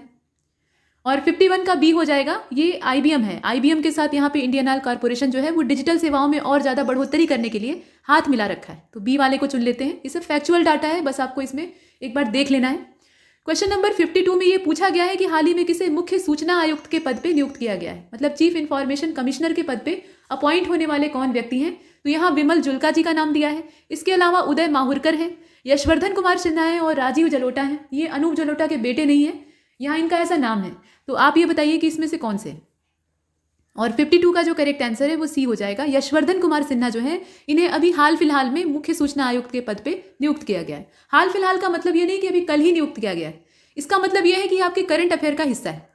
करंट अफेयर आपको लगभग 1.5 साल का पढ़ना चाहिए, उसमें से 1 साल का काफी ध्यान से देखना चाहिए। Next question number 53। हाल ही में किसने महात्मा गांधी की 151वीं जयंती के अवसर पर एक वर्चुअल कार्यक्रम के दौरान बापू द अनफॉरगेटेबल शीर्षक पर एक कॉफी टेबल बुक का विमोचन किया है? देखिए, कोई भी समारोह या सम्मेलन होता है तो उसमें कॉफी टेबल बुक जो है वो लॉन्च की जाती है, जो कि उस समारोह की पूरी झलक दिखाती है, झांकी दिखाती है। उसमें चित्र दीर्घा होती है, उसके अलावा उसका पूरा ब्यौरा होता है, कौन कौन उसके प्रायोजक हैं, ये सब चीज़ें उसमें मौजूद होती हैं। मतलब पूरा उसका कच्चा चिट्ठा उसमें लिखा होता है। तो आपको ये बताना है कि इसका विमोचन किसने किया है। अरविंद केजरीवाल ने किया है, मनीष सिसोदिया ने किया है, या केशव प्रसाद मौर्य है, या दिनेश शर्मा है। तो इसमें अगर आप देखें, ध्यान से पहले देख लीजिएगा, बी वाला हो जाएगा। बी का मतलब यह है कि मनीष सिसोदिया जी के द्वारा ये काम किया गया है। तो ये महात्मा गांधी की 151वीं जयंती थी और ये जो वर्चुअल कार्यक्रम है इसमें कॉफी टेबल बुक का नाम भी महत्वपूर्ण है, तो उस नाम को भी ध्यान से देखिएगा, Bapu the unforgettable. Next question number 54 को देखते हैं। इसमें पूछा गया कि एशियाई फिल्म पुरस्कार 2020 में किस भारतीय फिल्म को बेस्ट ओरिजिनल स्कोर का पुरस्कार दिया गया? ये गली बॉय है, गुलाबो सिताबो है, पैडमैन है, या उरी द सर्जिकल स्ट्राइक? इसमें से फिल्म कौन सी है? और ए वाला हो जाएगा, अपना टाइम आएगा और घंटा लेकर जाएगा, तो घंटा लेकर इसे जाने देते हैं। इसके बाद आगे चलते हैं। Question number 55। हाल ही में किस मलयालम लेखक को एजुथरन पुरस्कार 2020 से सम्मानित किया गया है? ये मलयालम भाषा के लेखक हैं और इनका नाम बताना है आपको। पॉल जाचरिया हैं, अकीठम अच्युतम नंबूदरी है, काफी अच्छा नाम है, और आनंद जी है, या फिर अनूप शशि कुमार है। इसमें से किसका नाम होगा? 55 का जो करेक्ट आंसर है वो ए हो जाएगा, ये पॉल जाचरिया है। ठीक, इन्हें 2020 का जो एजुथरन पुरस्कार है उससे नवाजा गया है और ये मलयालम भाषा के लेखक हैं, इसको भी ध्यान दीजिएगा। तो ए वाले को हमने चुना है। इसके बाद 56 की ओर चलिए। इसमें पूछा जा रहा है कि हाल ही में भारत ने किस देश के साथ पर्यावरण संरक्षण के क्षेत्र में सहयोग विकसित करने के लिए एक समझौता ज्ञापन पर हस्ताक्षर किए हैं? तो यहाँ देश के नाम दे रखे हैं, इसमें कुछ स्कैंडिनेवियन कंट्रीज हैं और कुछ अन्य देश हैं, जैसे कि आप नीदरलैंड को देख रहे हैं, नॉर्वे है, फिनलैंड है और स्वीडन है। इसमें से कौन सा होगा जिसके साथ समझौता ज्ञापन पर हस्ताक्षर किया गया है और उद्देश्य है पर्यावरण का संरक्षण, जो कि सबसे मूल मुद्दा है? तो 56 का जो करेक्ट आंसर है वो सी हो जाएगा, ये फिनलैंड है। फिनलैंड के साथ भारत ने तालमेल बिठाया है ताकि ये जो सहयोग है इसको बढ़ाया जा सके। इसके बाद 57 को देखते हैं। एडीबी ने, यानी एशियन डेवलपमेंट बैंक ने हाल ही में किस पूर्वोत्तर राज्य को 2100 करोड़ रुपए का जो ऋण है उसको देने की घोषणा की है? एशियाई विकास बैंक का काम ही यही है, वो धन उधार देता है और इससे उसका उद्देश्य वही होता है कि एशिया में जितने भी देश हैं वो विकास कर सके, उनका आर्थिक ढांचा मजबूत हो सके, और उसी के उद्देश्य से इसको स्थापित किया गया है। तो यहाँ राज्य कौन सा है आपको चुनना है, मेघालय, त्रिपुरा, मिजोरम और आसाम। इसमें से कौन सा होगा? देखिए 57 का जो करेक्ट आंसर है वो बी हो जाएगा। ये त्रिपुरा राज्य है पूर्वोत्तर का, जिसके विकास हेतु या उसके डेवलपमेंट के लिए इतना सारा जो धनराशि है वो यहाँ ऋण के तौर पर दिया गया है। ये कोई एहसान नहीं है, ये कर्जा है जो कि हमें चुकाना होगा। इसके बाद नेक्स्ट क्वेश्चन नंबर 58। 30 जुलाई सन 2020 को किस देश की अध्यक्षता में ब्रिक्स पर्यावरण मंत्रियों की जो 6वीं बैठक है 2020 का संस्करण था वो वर्चुअली आयोजित की जाती है, यानी वीडियो कॉन्फ्रेंसिंग के माध्यम से उसका ऑर्गेनाइजेशन होता है। तो ये देश कौन सा था? ब्राजील, इंडिया, रूस या दक्षिण अफ्रीका? यहाँ अध्यक्षता की बात की जा रही है। ब्रिक्स कंट्रीज तो है ही हैं, लेकिन उसमें प्रेसिडेंट कौन रहता है या उसका जो मेजबान है वो कौन रहता है, देखना है आपको। तो क्वेश्चन नंबर 58 का सी हो जाएगा। ये रशिया था, रशिया ने यहाँ पर अध्यक्षता की थी और बाकी जो है वो यहाँ पर शामिल होते हैं, वर्चुअल तरीका होता है। नेक्स्ट क्वेश्चन नंबर 59, इसमें पूछा गया कि एशिया पैसिफिक ब्रॉडकास्टिंग यूनियन के उपाध्यक्ष के रूप में किसको चुना गया है? तो नीचे व्यक्तियों का नाम दे रखा है। इसमें शशि शेखर वेम्पति का नाम है, इसके अलावा अनिका बत्रा है, सत्येंद्र गर्ग है और उदय कोटक है। इसमें से आपको देखना है कौन से इसमें से चुने गए हैं ब्रॉडकास्टिंग यूनियन के उपाध्यक्ष। और 59 का जो करेक्ट आंसर है वो इसमें से हो जाएगा, पहले से देख तो लीजिए, ए वाला हो जाएगा, यानी शशि शेखर वेम्पति। ये जो वेम्पति जी हैं इनको यहाँ पर यूनियन के उपाध्यक्ष की हैसियत से चुना गया है, वाइस प्रेसिडेंट। इसके बाद आगे चलते हैं, 60वां प्रश्न देखिए। ग्लोबल टीचर प्राइज 2020 ये जो अवार्ड है ये किसको दिया गया है? रंजीत सिंह डिजाइली को दिया गया है, पीटर तबीची को दिया गया है, या ओल्गा टोकार्चुक को दिया गया है, या एंड्रिया जाफिराकोव को दिया गया है? यहाँ नाम दिए हैं, इसमें से आपको देखना है। तो ए वाला ही सही है, रंजीत सिंह डिजाइली को दिया गया है ये ग्लोबल टीचर प्राइज। ठीक, ये काफ़ी सम्मानित पुरस्कार है अध्यापन के क्षेत्र का, वो इन्हें दिया गया है। इसके बाद 61, और इसमें पूछा गया है कि सबसे बुजुर्ग सदस्य को संविधान सभा के अस्थायी सदस्य के रूप में चुना गया। अब यहाँ से पॉलिटी स्टार्ट हो रही है। तो यह अभ्यास, ये जो प्रैक्टिस है, ये हमने कहाँ से बोरो की है? जो सबसे उम्रदराज व्यक्ति होता है या सदस्य होता है उसको संविधान सभा के अध्यक्ष के रूप में, अस्थायी अध्यक्ष के रूप में चुना गया था। मतलब ये स्थिर नहीं होता था, ये टेम्पररी काम करता था। तो बताइए ये प्रैक्टिस कहाँ से ली गई थी? फ्रांस से, रशिया से, ब्रिटिश जो कॉन्स्टिट्यूशन है उससे, या फिर अमेरिकन कॉन्स्टिट्यूशन से? और क्वेश्चन नंबर 61 से पहले देख लीजिए, इसका ए हो जाएगा। ए का मतलब है कि हमने फ्रांस से बोरो कर रखी थी, फ्रांस से हमने प्रेरित होकर ऐसा काम किया था। क्वेश्चन नंबर 62, संघ शक्ति समिति और संघ संविधान समिति, इन दोनों का नेतृत्व किसने किया था? जब संविधान का निर्माण हो रहा था तो उसमें बहुत सारी कमेटीज बनाई जाती, क्योंकि संविधान का दायरा बहुत फैल गया था। एक तो 1935 का जो GOI मतलब गवर्नमेंट ऑफ इंडिया एक्ट था, उसके बहुत सारे अनुच्छेद थे और उसको हमने अपना बेस बना लिया था। तो अनुच्छेदों की संख्या पहले से ही ज़्यादा थी और उसके बाद सबके मन में ये प्रबल इच्छा थी कि भाई हमारा लेट लतीफ़ संविधान अगर तैयार हो रहा है तो उसमें हम देखें कि बाकी जो देश के संविधान है वो क्या कर रहे हैं और उससे फिर सीख कर तब हम अपने संविधान को तैयार करें। तो इसके लिए बहुत सारे विषय होते हैं, अलग अलग क्षेत्रों में संविधान को सोचना पड़ेगा। तो अलग अलग कमेटियों की स्थापना की गई और उसके विभिन्न अध्यक्ष थे। तो यहाँ पर संघ शक्ति समिति और संघ संविधान समिति के अध्यक्ष कौन थे ये आपको देखना है। तो इन दोनों के अध्यक्षों के तौर पे आपको एक व्यक्ति को चुनना था और इसका जो करेक्ट आंसर है वो जवाहरलाल नेहरू हो जाएगा। मतलब यूनियन पावर कमेटी और यूनियन कॉन्स्टिट्यूशन कमेटी, इन दोनों के प्रेसिडेंट होते हैं जवाहरलाल नेहरू। इसके बाद आगे चलते हैं, क्वेश्चन नंबर 63 को देखिएगा। इसमें पूछा जा रहा है कि which of the following provision of constitution came into force on November 26 मतलब 26 नवंबर 1949। मतलब कहने का तात्पर्य यह है कि जो 26 नवंबर 1949 की तारीख थी उसमें संविधान के कौन से प्रावधान लागू होते हैं। देखिए संविधान में जितनी चीज़ों को हम वर्तमान में देख रहे हैं, ऐसा नहीं था कि वो 26 नवंबर को ये सब इंप्लीमेंट हो गई थी, मतलब उसका इंप्लीमेंटेशन हो गया था। उसमें से कुछ चीज़ें वो बाद में आई।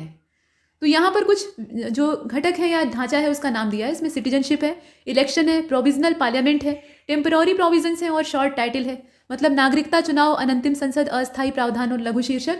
आपको ये बताना है कि 26 नवंबर को कौन सा अस्तित्व में आ गया था, मतलब तभी से संविधान का हिस्सा है। तो 63 का जो करेक्ट आंसर है वो डी हो जाएगा। फिलहाल इसमें जितनी चीज़ें दे रखी हैं वो तो 26 नवंबर 1949 से ही संविधान का हिस्सा है। तो डी वाले को चुन लेते हैं। 1 2 3 4 5 सभी कुछ सत्य है। क्वेश्चन नंबर 64 को देखिएगा। निम्नलिखित में से कौन सा प्रावधान भारत सरकार अधिनियम 1935 से लिया गया है? इससे हमने बहुत कुछ लिया है और इसीलिए कहा जाता है कि हमारे जो पूरा संवैधानिक तंत्र है या प्रशासनिक तंत्र है वो अंग्रेजों की देन है, ब्रिटिशों की बनाई हुई चीज़ है। तो सही बात है, इसमें कोई बुराई नहीं है, मतलब हमने लिया है वहीं से। तो 1935 का जो GOI एक्ट था उसमें पहले से ही बहुत ज़्यादा जो आर्टिकल्स हैं वो पाए जाते थे और उसी में से हमने ले रखा है। तो इसमें आप देख लीजिए, फेडरल स्कीम है, ऑफिस ऑफ गवर्नर है, जुडिशियरी है, पब्लिक सर्विस कमीशन है। कौन सा इससे लिया गया है बताइए? तो 64 का डी हो जाएगा। डी का मतलब यह है कि ये सब कुछ तो हमने यहीं से लिया है। हालांकि संघीय योजना जो फेडरल सिस्टम है इसको हमने किसी दूसरे कॉन्स्टिट्यूशन से भी थोड़ा सा प्रेरित किया है, लेकिन फिलहाल जो मूल आधार है वो यही है। पहला, दूसरा, तीसरा, चौथा, मतलब सभी इसमें लिए गए। इसके बाद क्वेश्चन नंबर 65 को देखते हैं। निम्नलिखित में से किस मामले में भारत के सर्वोच्च न्यायालय ने यह माना कि भारतीय संविधान की स्थापना मौलिक अधिकारों और निदेशक तत्व मतलब DPSP के संतुलन के आधार पर की जा सकती या की गई है? मतलब DPSP यानी जो नीति निदेशक तत्व हैं और जो मौलिक अधिकार हैं उनके बीच में बैलेंस रहेगा तभी संविधान टिकेगा, अदरवाइज ध्वस्त हो जाएगा, ऐसा माना गया और ये सुप्रीम कोर्ट ने एक्सेप्ट किया था। तो ये मामला कौन सा है? केशवानंद भारतीवाद है, ये 1973 का है। मिनर्वा मिल केस है 1980 का और AK गोपालन केस है 1950 और मेनका गांधी बनाम भारत संघ वाला मामला था, ये 1978 का है। देखिए, कुछ जो अदालती केस होते हैं, मुकदमे होते हैं, वो युग परिवर्तनकारी होते हैं और इतिहास में दर्ज हो जाते हैं, क्योंकि उसमें संविधान की संरचना को लेकर बहस होती है। किसी व्यक्ति के व्यक्तिगत अधिकार या किसी संस्था या किसी क्षेत्र विशेष से वो जुड़ा जरूर रहता है, लेकिन उसमें जो मूल मैटर रहता है वो संविधान के मूल ढांचे से संबंध होता है, मतलब संबंधित होता है, तो इसलिए वहां पर वो इतिहास बन जाता है। तो इसमें से कौन सा होगा? 65 का जो करेक्ट आंसर है इसे देख लीजिएगा। इसका करेक्ट आंसर हो जाएगा बी वाला। ये मिनर्वा मिल केस था जिसमें कि इस प्रकार की बात सुप्रीम कोर्ट के द्वारा एक्सेप्ट की जाती है। ठीक, तो इसका बी वाला हो जाएगा। ये 1980 का केस है। केशवानंद भारती का भी हाल फिलहाल में देहावसान हुआ है, तो उनके जो केस है उनके बारे में भी देख लीजिएगा। इसके बाद नेक्स्ट क्वेश्चन नंबर 66 को देखिए। इसमें 2 स्टेटमेंट है।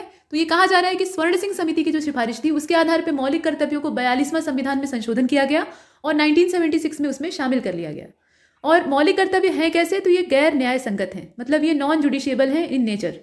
तो बताइए कि फंडामेंटल ड्यूटीज के बारे में ये जो 2 स्टेटमेंट है इसमें से ट्रू कौन सा है? प्रश्न आप देख रहे हैं। और 66वें का जो करेक्ट आंसर है वो सी हो जाएगा। ये दोनों सत्य हैं। मौलिक कर्तव्य जो होते हैं वो बाध्यकारी नहीं होते हैं, मतलब वो नागरिकों के कर्तव्य हैं। जैसे डीपीएसपी को आप देखते हैं तो राज्य के कर्तव्य हैं, हालांकि उसमें नागरिकों का सहयोग जब तक नहीं रहेगा तब तक राज्य कुछ नहीं कर सकता। और ये वाले जो है ये नागरिकों के कर्तव्य हैं। अब नागरिकों को यहाँ पे गला दबा के मनवाया नहीं जाता, उनको ये बताया जाता है कि भाई आपका ये कर्तव्य है, आपको करना चाहिए। ठीक, तो दोनों सही है इसमें। इसके बाद 67 को देखते हैं।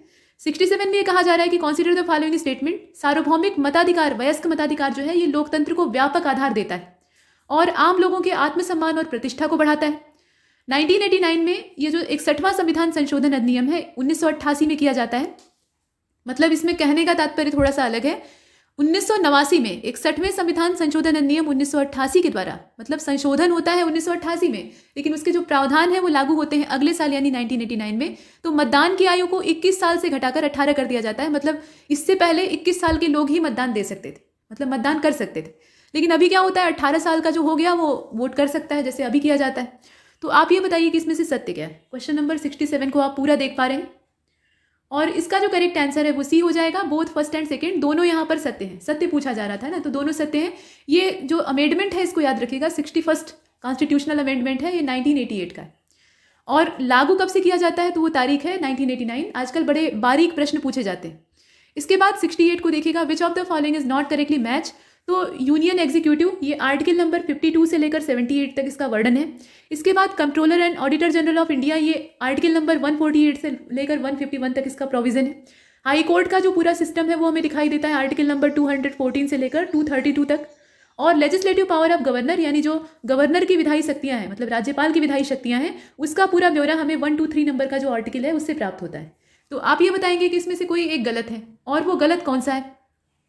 तो इसमें ऊपर वाले तो 3 सही दिखाई दे रहे हैं, लेकिन जो लास्ट वाला दिया है आर्टिकल नंबर 1, 2, 3 उसमें गलती है। यहाँ कहा गया कि मतलब राज्यपाल की पावर दी हुई है, जबकि संसद का जो विश्रांति काल होता है उसमें अध्यादेश प्रख्यापित करने की जो राष्ट्रपति की शक्ति होती है उसको यहाँ पर हम जोड़कर देखते हैं। यहाँ राज्यपाल की शक्ति से इसका कोई लेना देना नहीं है, तो हमें गलत वाला ही चाहिए था और हमने गलत को चुन लिया है। बाकी सभी सही है, तो उनको भी देख लीजिएगा किस अनुच्छेद में किसका ब्यौरा है। निम्नलिखित में से कौन सा अनुच्छेद सही ढंग से मेल नहीं खाता है? अब यहाँ भी जो मेल ना खाए वही ढूंढना है। तो इसमें दिया हुआ है यूनिफॉर्म सिविल कोड, ये आर्टिकल नंबर 44 में है। इसके बाद राष्ट्रपति के क्षमादान की जो शक्ति है यानी पार्डनिंग पावर ऑफ प्रेसिडेंट, ये आर्टिकल नंबर 72 में है। राष्ट्रपति की सहायता और सलाह हेतु, मतलब उसे सलाह देने के लिए एक परामर्शदात्री समिति यानी मंत्रिपरिषद का जो प्रावधान है वो आर्टिकल नंबर 74 में है। और वार्षिक वित्तीय विवरण यानी एनुअल फाइनेंशियल स्टेटमेंट, ये आर्टिकल नंबर 110 में, मतलब इसी को बजट कहा जाता है। तो आप ये बताइए कि इसमें से गलत क्या है? तो 69 का जो करेक्ट आंसर है वो इसमें से डी वाला हो जाएगा, क्योंकि हमें गलत चाहिए था। तो ऊपर के 3 सही है, उनको आप अच्छे से पहले देख लीजिएगा। और ये गलत इसलिए है क्योंकि बजट का विवरण इस अनुच्छेद में नहीं है। आर्टिकल नंबर 112 जो है उसमें वार्षिक वित्तीय विवरण के नाम से बजट का लेखा जोखा का जिक्र किया गया है, लेकिन बजट शब्द का उल्लेख संविधान में कहीं नहीं किया गया है, ये याद रखिएगा। और 110वें में अच्छा क्या है, तो इसमें धन विधेयकों के बारे में जो परिभाषा है वो दे रखी है कि कौन सा बिल मनी बिल कहा जाएगा, क्योंकि मनी बिल काफ़ी ये डिस्प्यूटेड भी रहता है। इसमें जो केंद्र सरकार होती है वो लाभ ले लेती है, क्योंकि यहाँ पर लोकसभा का ही पूरा दारोमदार होता है, तो वो अपने तरीके से किसी भी विधेयक को धन विधेयक का रूप देकर और उसको लागू करवा लेते हैं, मतलब पास करवा लेते हैं। फिलहाल इसमें 112 जो है वो होना चाहिए था और 110 जो है वो मनी बिल का है। आगे चलते हैं, क्वेश्चन नंबर 70 को देखिएगा। इसमें कहा जा रहा है कि भारतीय संविधान की अनुसूची जो तृतीय है, मतलब तीसरी अनुसूची है, उसके तहत निम्नलिखित में से कौन सा शामिल नहीं है, मतलब उसमें किसका प्रावधान नहीं है? तो यहाँ पर यूनियन मिनिस्टर्स हैं, कंट्रोलर और ऑडिटर जनरल ऑफ इंडिया है, इसके अलावा जजेस ऑफ हाई कोर्ट है और प्रेसिडेंट ऑफ इंडिया है। इसमें से कोई एक नहीं होगा और बाकी सभी होंगे, वो कौन सा है? तो 70 को अगर आप देखें ध्यान से तो इसका डी हो जाएगा। भारत के राष्ट्रपति का जो प्रावधान है वो इसमें नहीं है। ठीक, भारत के राष्ट्रपति का जो प्रावधान है वो इसमें अनुसूची तृतीय में शामिल नहीं। इसके बाद 71 की ओर चलते हैं। Which of the following is not correctly match. तो फ्रांस से न्याय, फ्रांस से स्वतंत्रता, फ्रांस से बंधुत्व और फ्रांस से समानता, मतलब ये जो शब्द हमने अपने कॉन्स्टिट्यूशन में घुसा रखे हैं ये सब हमने फ्रांस से बोरो किया है, ऐसा दिया हुआ है। तो आपको ये बताना है कि इसमें से कोई एक गलत है और वो कौन सा है।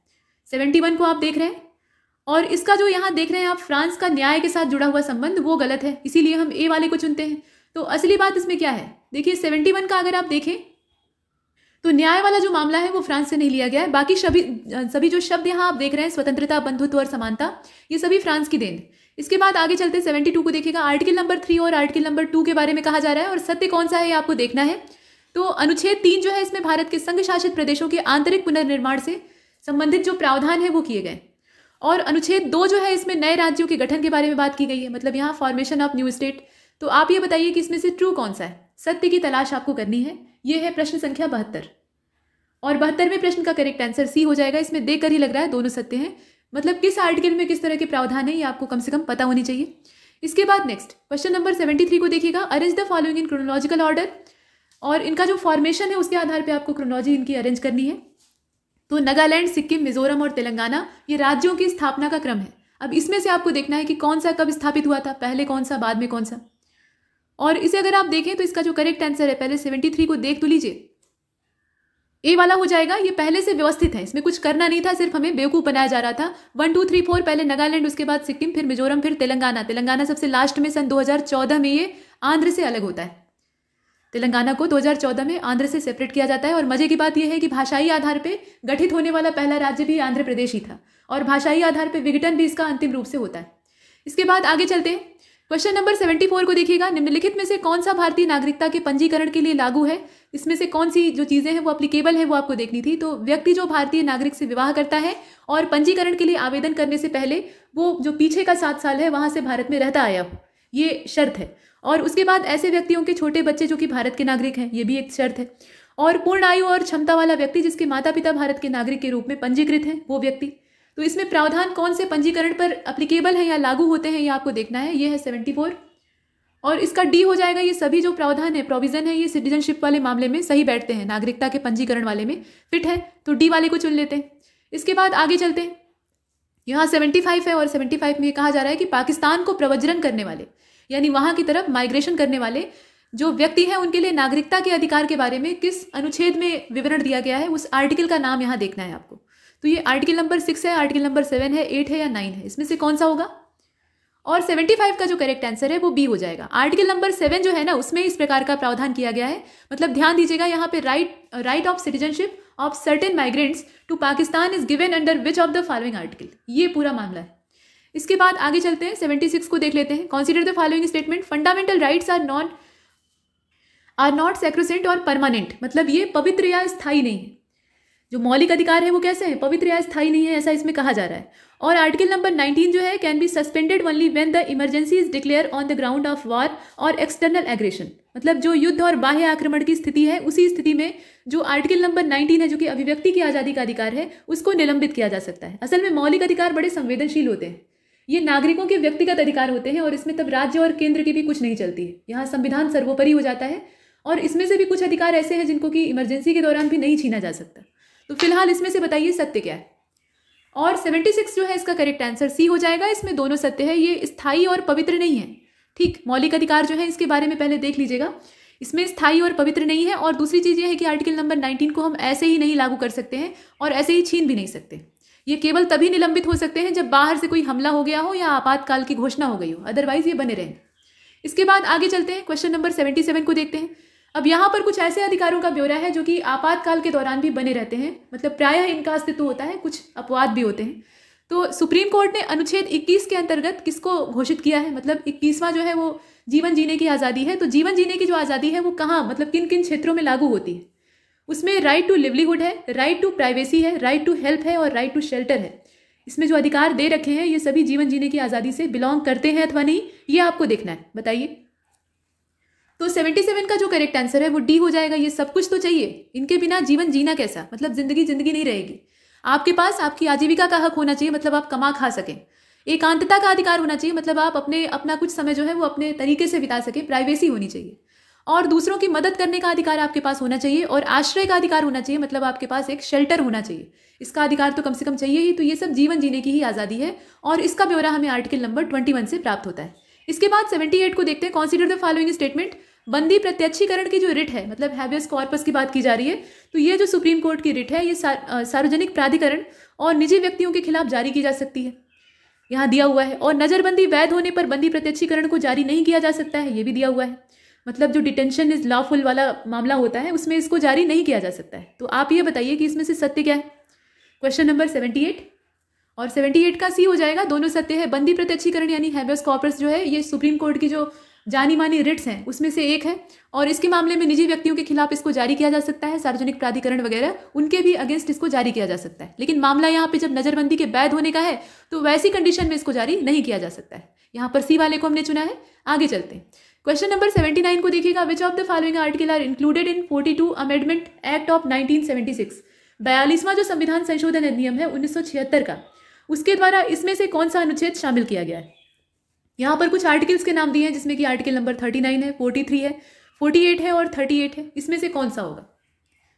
और क्वेश्चन नंबर 79 का जो करेक्ट आंसर है वो डी हो जाएगा। ये आर्टिकल नंबर 38 है, जो कि यहाँ पर 42वां संशोधन करके 1976 वाला जो संशोधन था उसके द्वारा संविधान में शामिल किया गया है। इसके बाद क्वेश्चन नंबर 80 की ओर चलते हैं, और इसमें ये कहा जा रहा है कि which of the following provision can be amended by simple majority of parliament.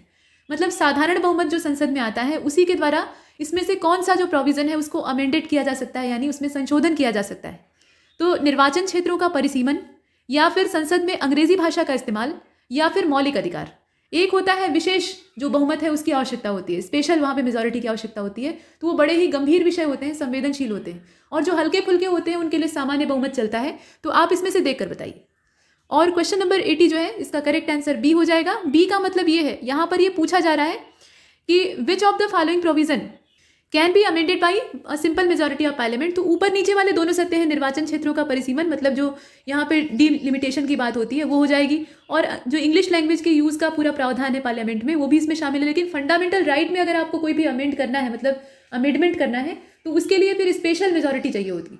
उसके लिए सिंपल जो मेजोरिटी है उससे काम नहीं चलेगा, क्योंकि ये बड़ा ही गंभीर विषय है और इसमें व्यक्तियों के अधिकारों की बात होती है। तो इसमें हम लोग चुनेंगे किसको, बी वाले को।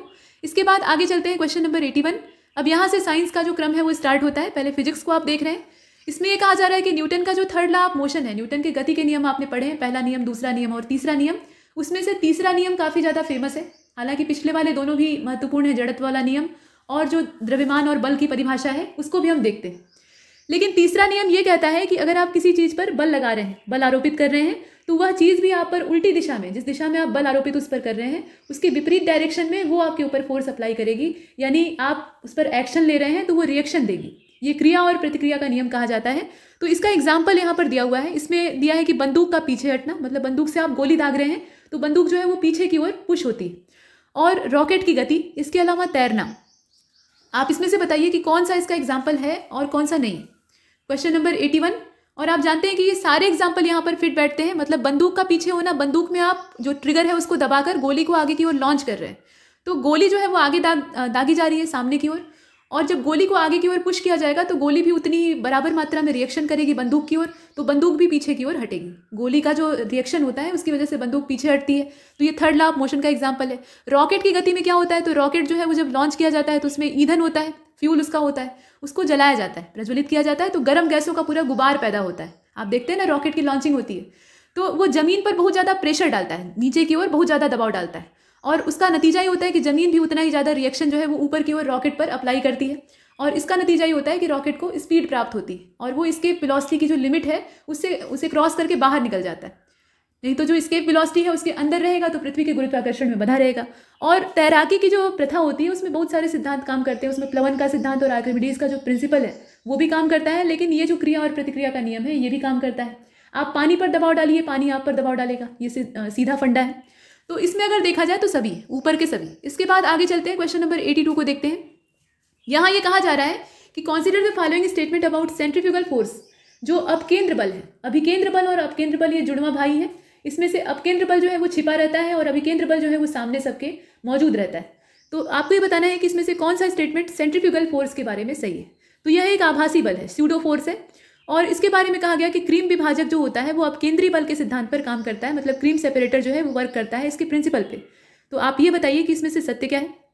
और दोनों सत्य है, इसमें कोई समस्या नहीं है। अब केंद्रीय बल के सिद्धांत पर ही ये काम करता है और पहली बात भी ठीक है। देखिए, जो सर्कुलर मोशन होता है उसमें सेंटर की ओर लगने वाला जो फोर्स होता है उसको सेंट्रीपिटल फोर्स कहते हैं, यानी अभिकेंद्र बल।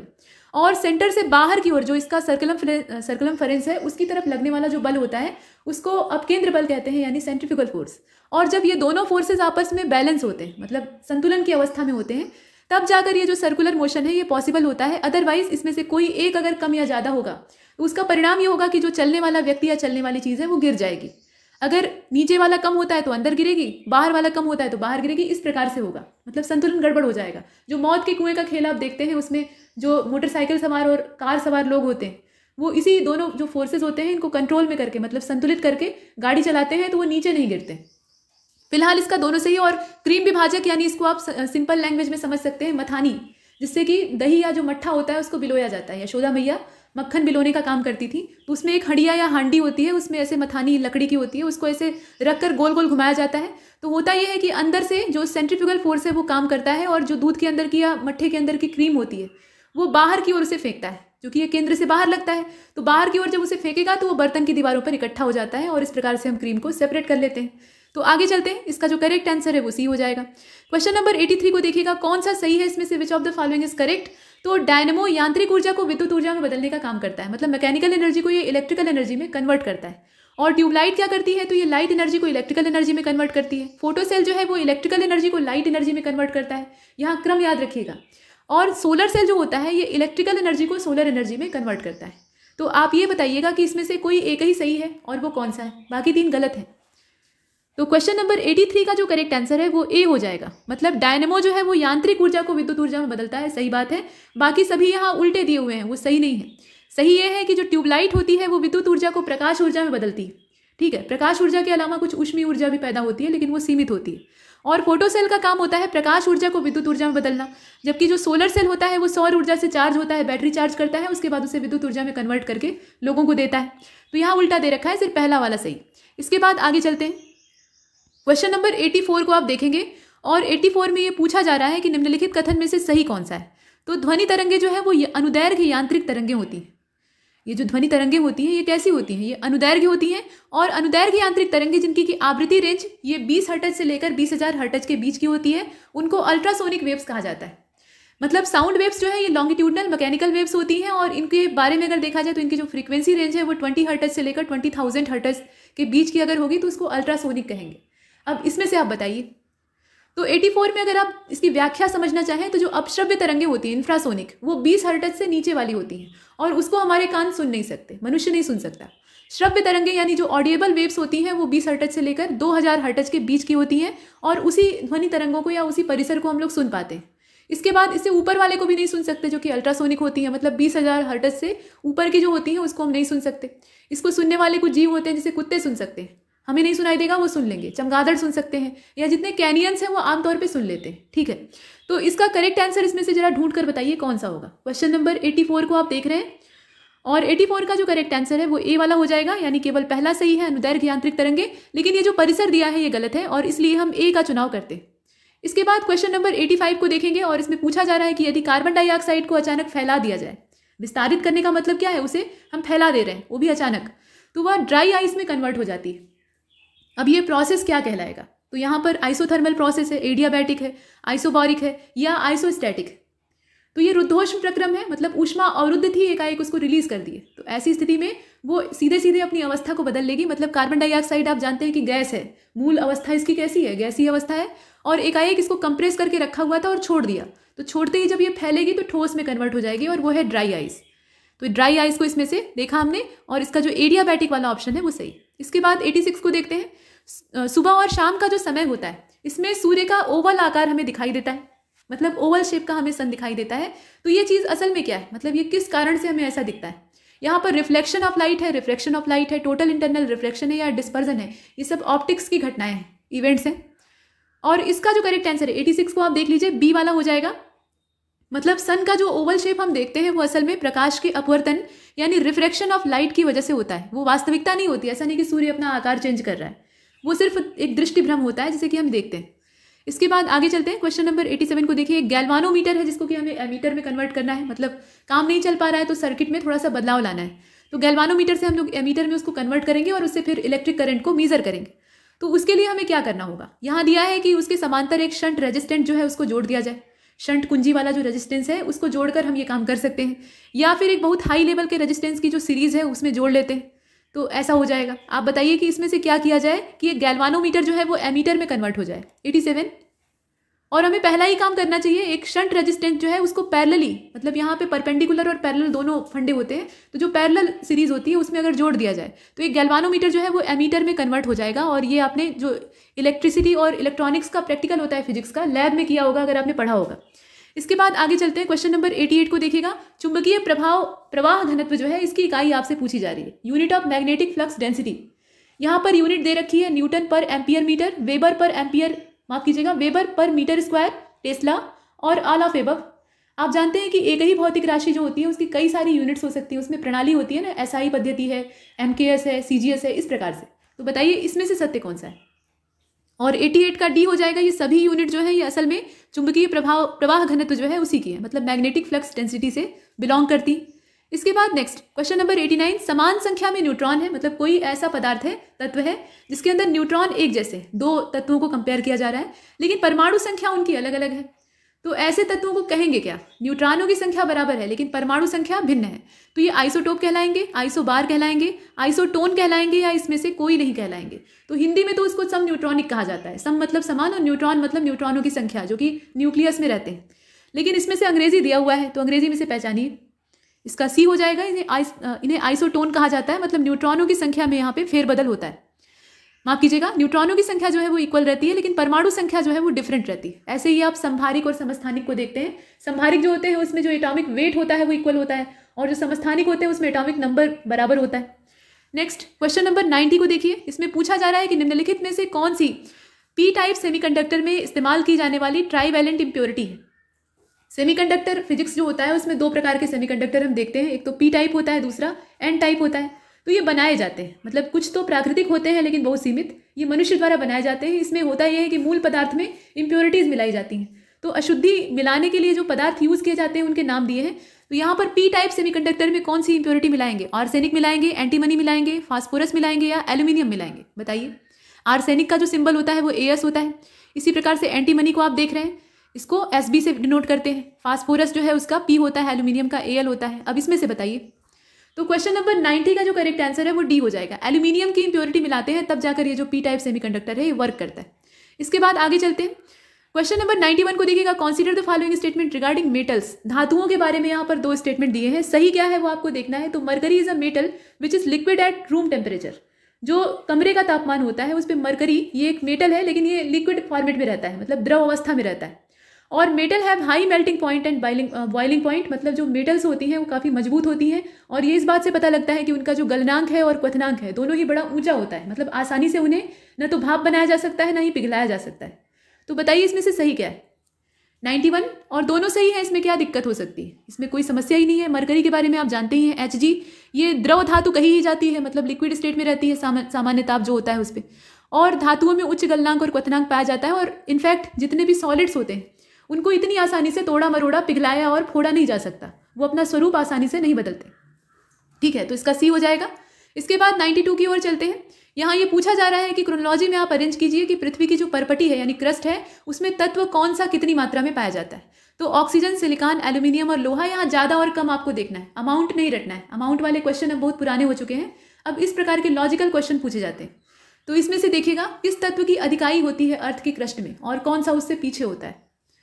तो 92 को अगर आप देखें तो इसका करेक्ट आंसर ए हो जाएगा, यानी पहला वाला सीक्वेंस ही सही था। इसमें हमें बेवकूफ़ बनाया जा रहा था, कुछ करना नहीं था, अरेंज है पहले से। ऑक्सीजन सबसे ज़्यादा होता है, उसके बाद सिलिकॉन होता है, उसके बाद एल्यूमिनियम, तब जाकर लोहे का नंबर आता है। और क्रोड में चले जाएंगे तो वहाँ लोहा बढ़ जाएगा। इसके बाद 93 की ओर चलते हैं। यहाँ ये कहा जा रहा है कि आयनिक यौगिक निम्नलिखित में से कौन से गुणों को धारण करते हैं, मतलब उनके अंदर कौन सी प्रॉपर्टीज पाई जाती हैं। तो इनका जो गलनांक और क्वथनांक होता है, मतलब मेल्टिंग और बॉइलिंग पॉइंट होता है, वो काफ़ी हाई लेवल का होता है। ये जल में घुलनशील होते हैं, सॉलेबल इन वाटर, और ये बैड कंडक्टर होते हैं इलेक्ट्रिसिटी के। सॉलिड स्टेट जब इनकी होती है तो उसमें ये बैड कंडक्टर होते हैं।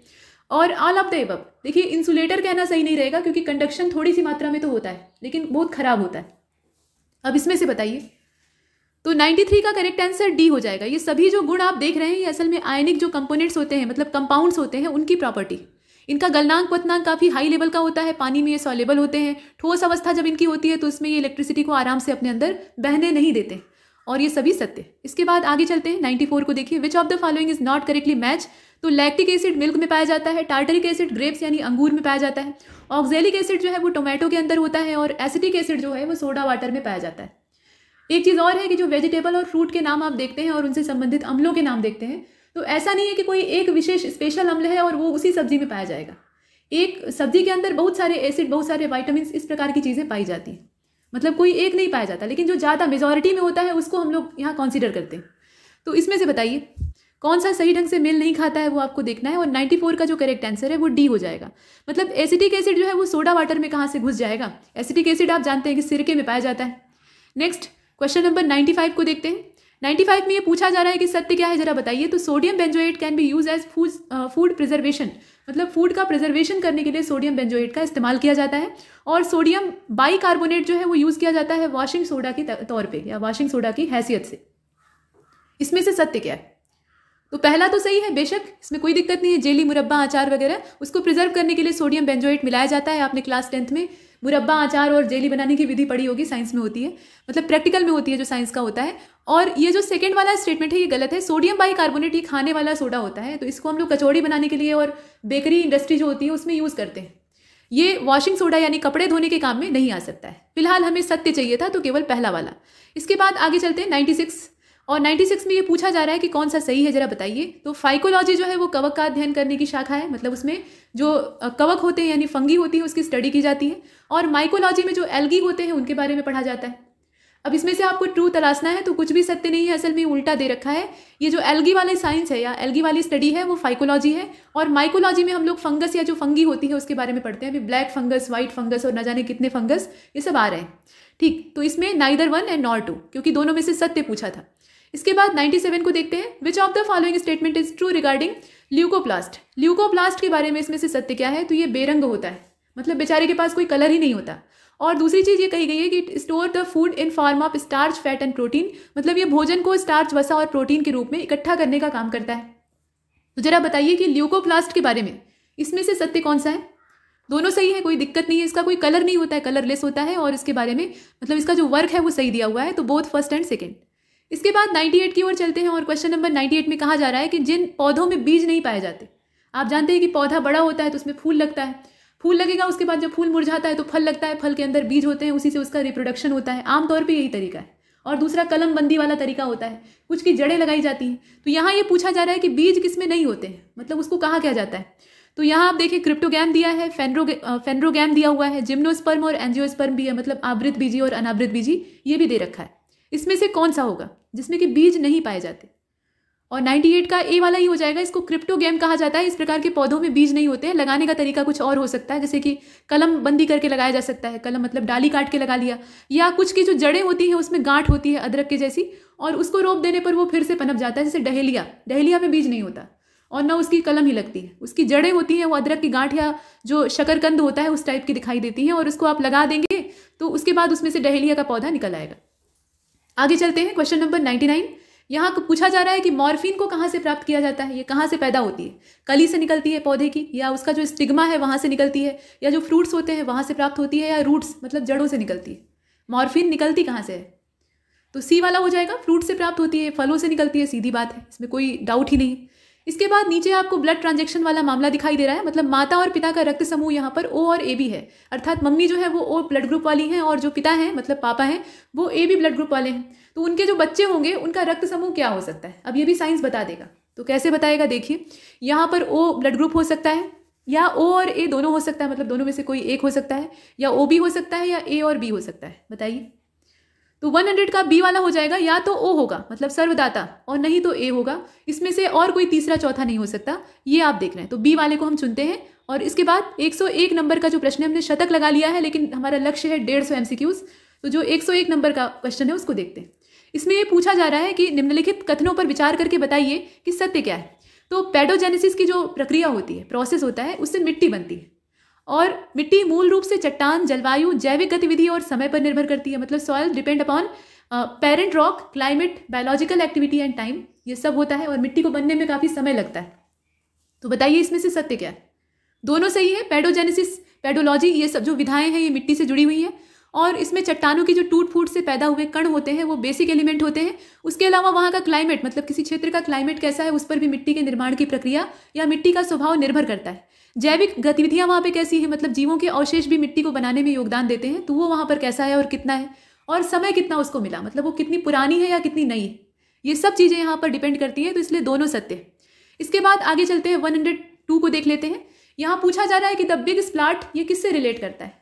यहाँ पर जो सन स्पॉट है उसकी बात नहीं हो रही है, ये बिग स्प्लैट है, ये सन से रिलेट करता है या उससे संबंधित है, या मून से रिलेट करता है, या मेटोर्स जो उल्का पिंड होते हैं उनसे जुड़ा हुआ है, या जो छोटे छोटे क्षुद्र ग्रह होते हैं एस्ट्रॉयड्स उनसे जुड़ा हुआ है। तो आप जानते हैं कि ये जो बिग स्प्लैट है इसका संबंध किससे है, मून से है, चंदा मामा। तो इसलिए हम बी वाले को चुन लेते हैं, मून को चुनते हैं और आगे चलते हैं। 103 को देखिएगा, which one of the following has longest duration, इसमें से कौन सा सबसे लंबी अवधि वाला है। तो यहाँ पर कुछ जो इरा और इओन्स हैं वो दे रखे हैं। इओन है, एरा है, पीरियड है और एपोच है। इसमें से कौन सा बड़ा है, जैसे कि युग, कल्प और महाकल्प हम लोग देखते हैं, इसकी अवधि ज़्यादा होती है। तो 103 का ए वाला हो जाएगा। इओन इसमें सबसे बड़ा होता है, ठीक है।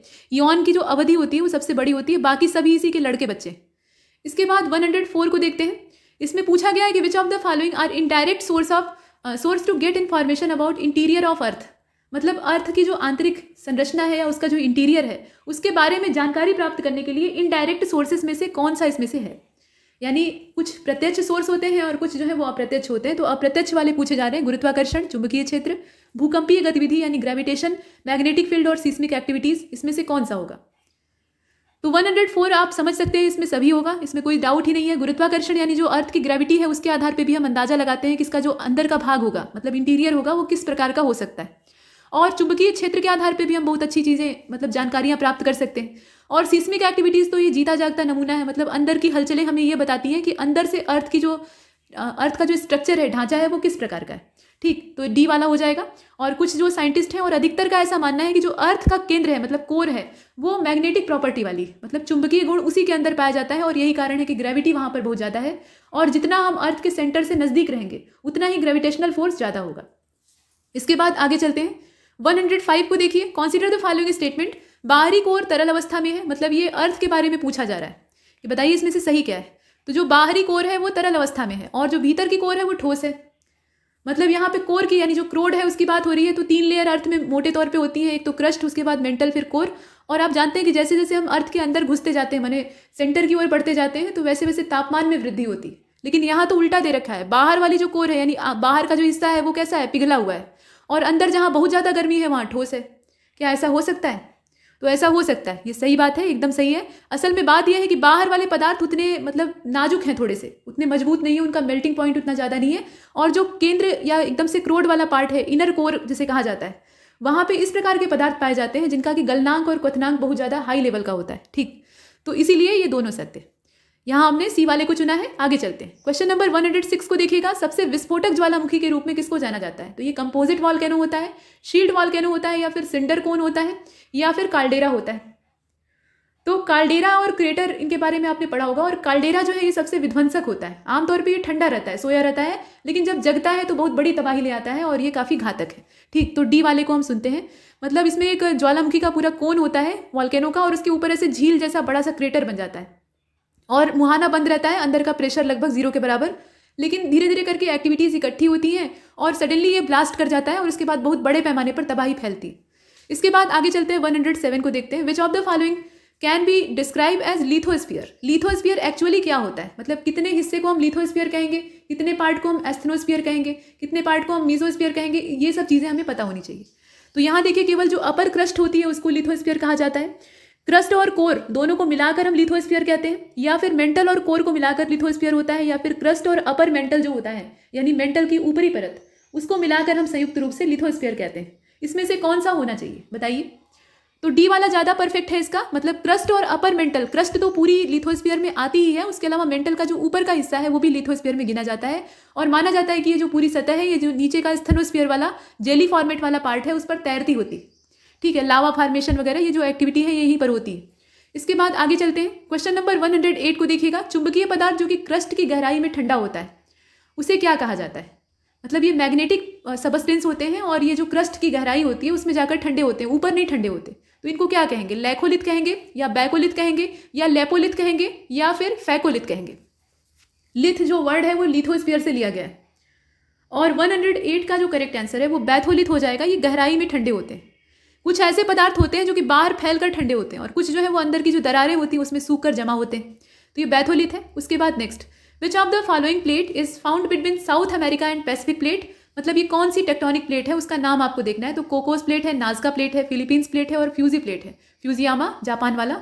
तो बताइए इसमें से कौन सा? कुछ मेजर प्लेट है और कुछ माइनर प्लेट है। टेक्टोनिक प्लेट की जो वेगनर की थ्योरी और महाद्वीपीय विस्थापन का सिद्धांत वगैरह है वो आपने पढ़ा होगा। बताइए इसमें से कौन सा होगा? तो 109 का जो करेक्ट आंसर है वो इसमें से बी हो जाएगा। बी का मतलब यह है कि ये नाजका प्लेट है। ठीक, नाजका प्लेट जो है ये दक्षिणी अमेरिका और प्रशांत प्लेट के बीच में पाई जाती है, बीच में ऐसे सबडक्शन में पाई जाती है।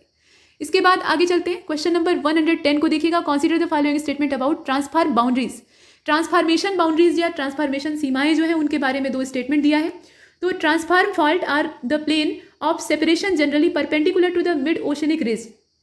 जो मध्य महासागरीय कटक होता है, रिज को कटक कहा जाता है, उसके लंबवत ये पृथक्करण के शिकार होते हैं और पृथ्वी के घूर्णन का प्रभाव प्लेट के भाग के अलग अलग ब्लॉक पे पड़ता है। अर्थ जो है वो अपने एक्सिस पर, अपनी धुरी पर रोटेट कर रही है और इसका जो अर्थ का पूरा स्ट्रक्चर है, बाहरी संरचना है, उस पर काफ़ी बड़ा प्रभाव पड़ता है। तो वो दिया हुआ है।